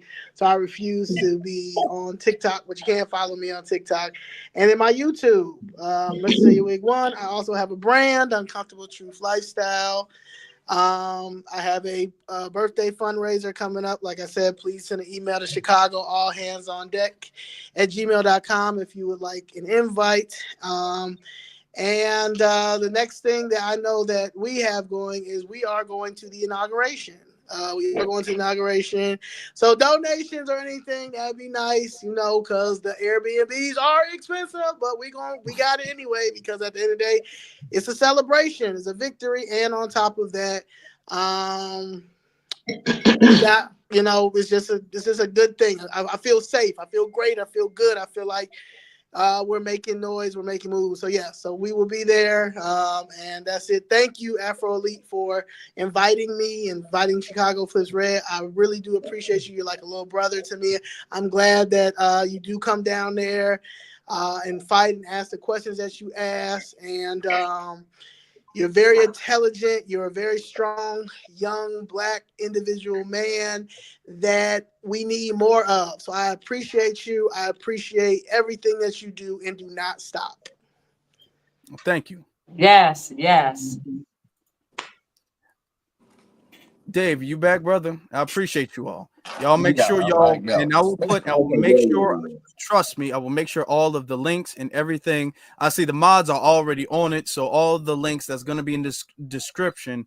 So you guys get to come back. It's going to be very easy for you just to click the link and then go to the pages and stuff. Dave, brother, I know you starting your YouTube channel up soon. But until then, where can people find you? Where can people reach out to you on your social media?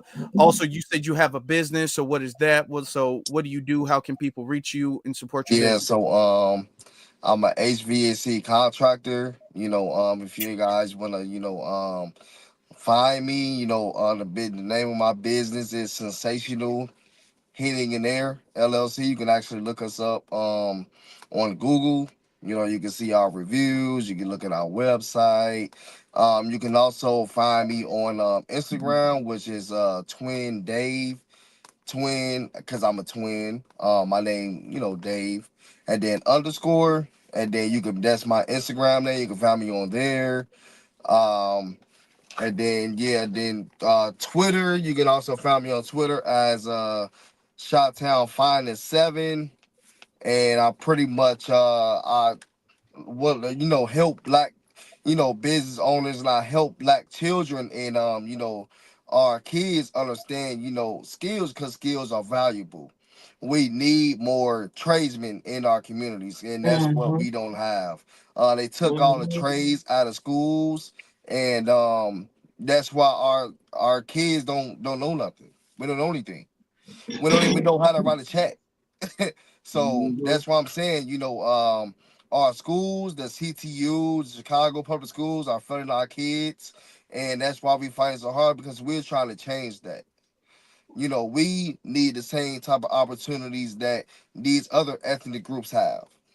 So again, if you want to find me, you can find me at on Instagram, Twin Dave underscore, business name Sensational Heating and Air LLC.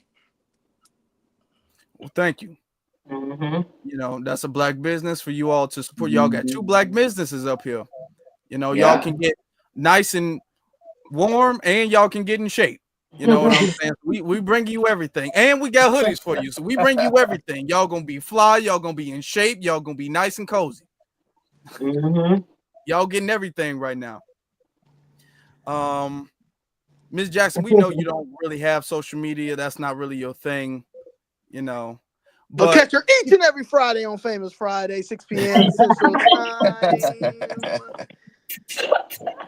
Right. That's when I do it with the Famous Friday. And come down there and support us at City Council committee Right. meetings. Come down there.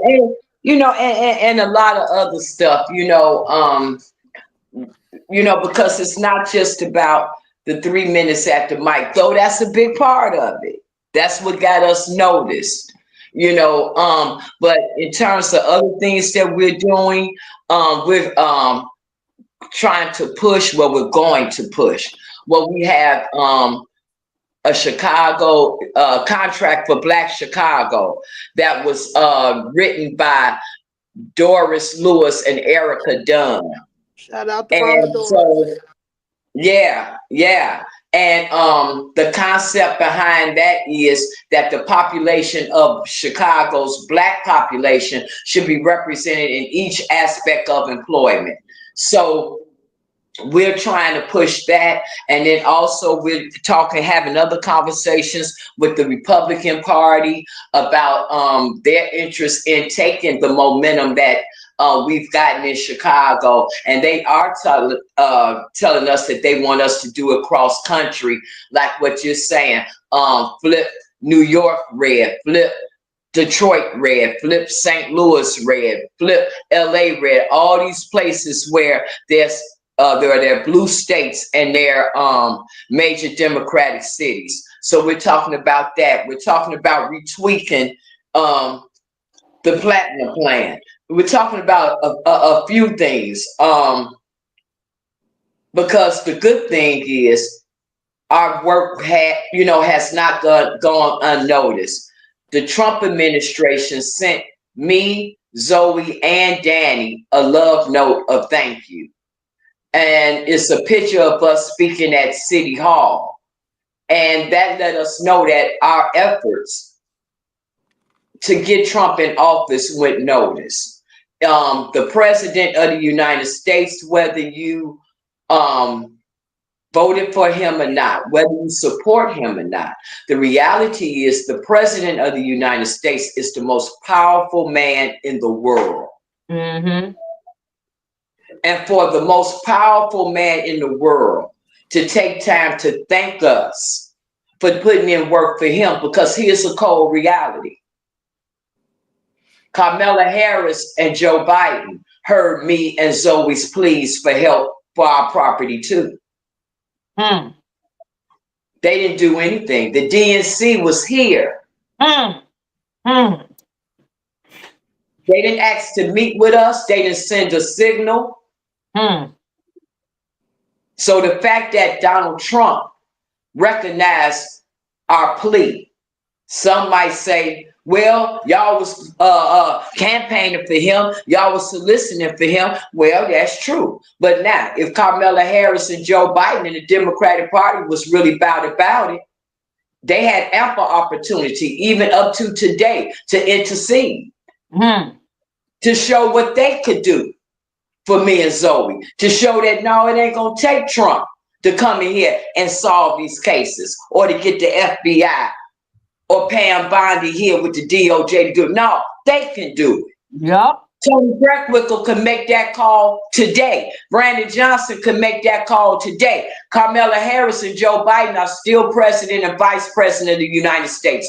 They could make a fool out of President Donald Trump, elect Donald Trump right now.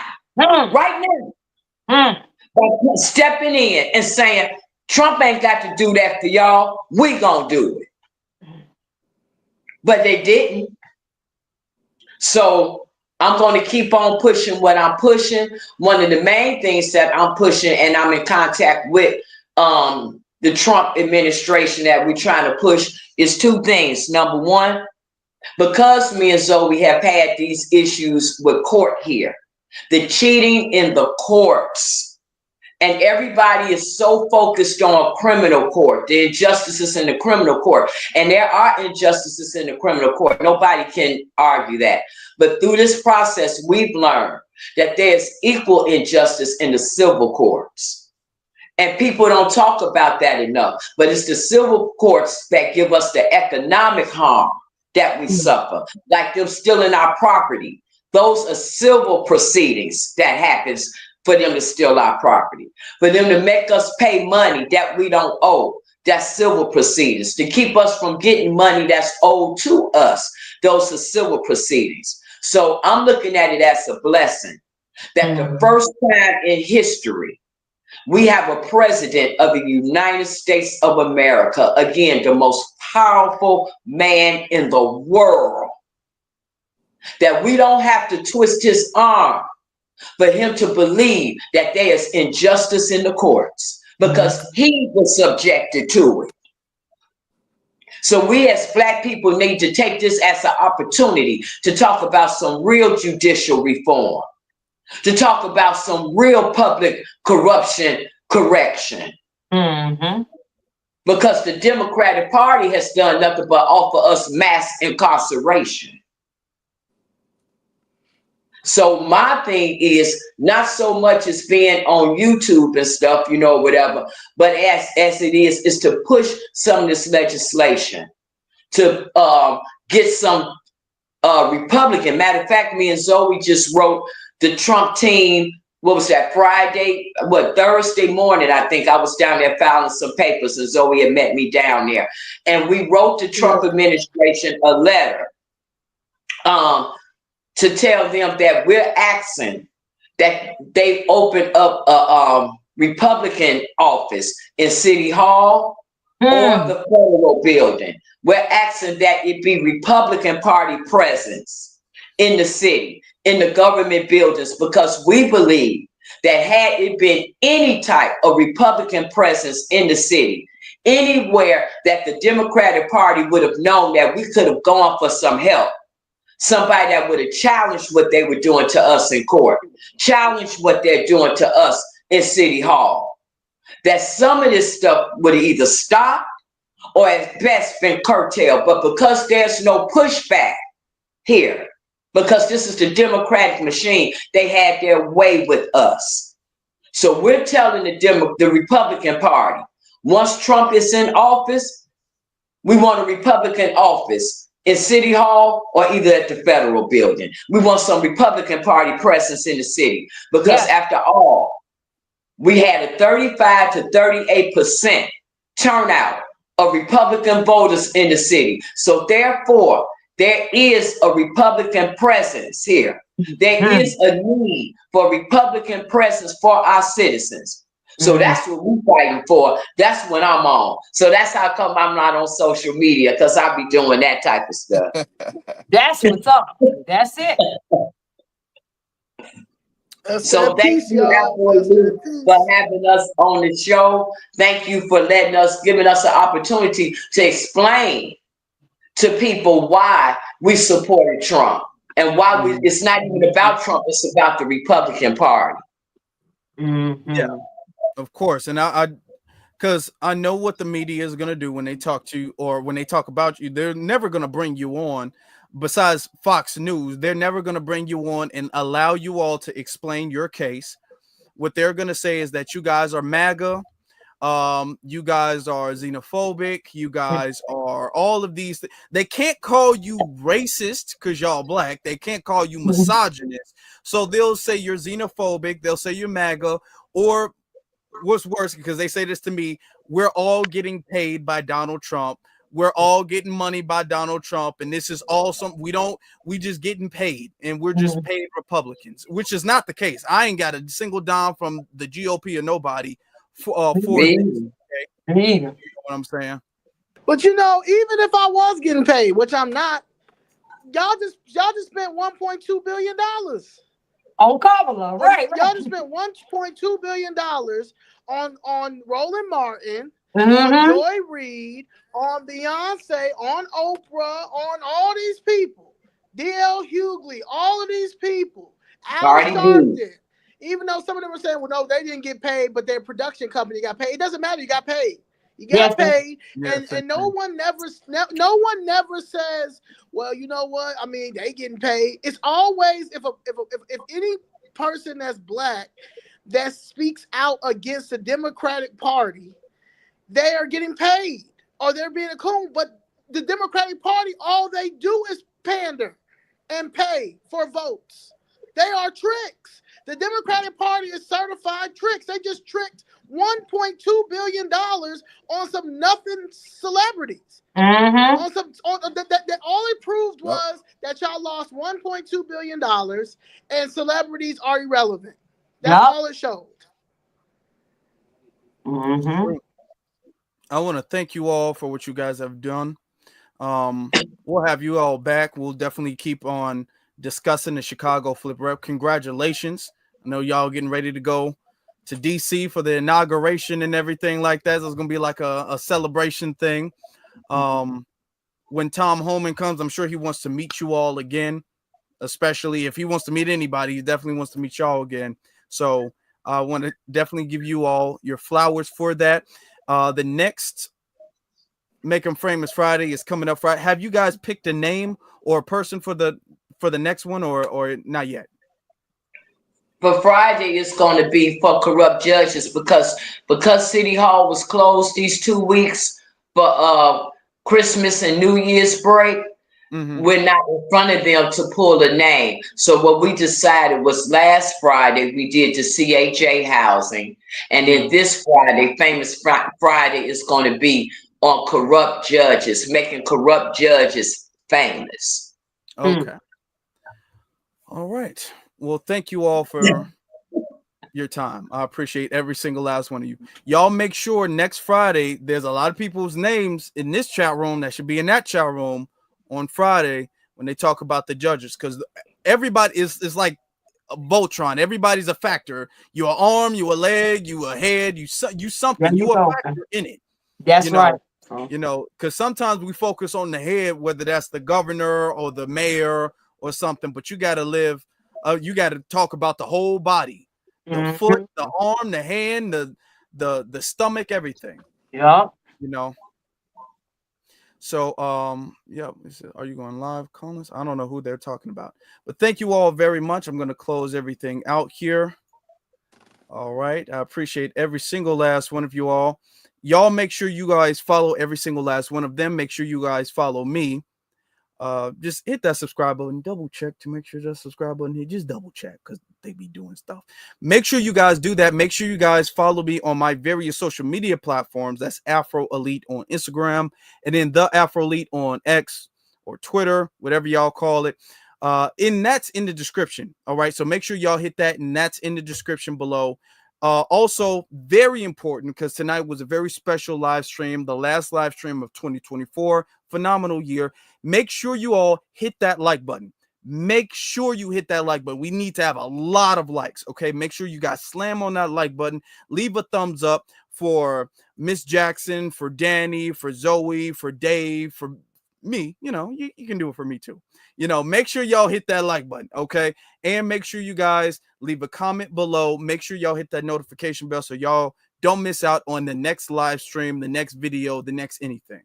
And with that being said, brothers and sisters, I appreciate y'all so very much. I really, really do. Thank you all for everything. And of course, you all stay blessed. Y'all have a good one.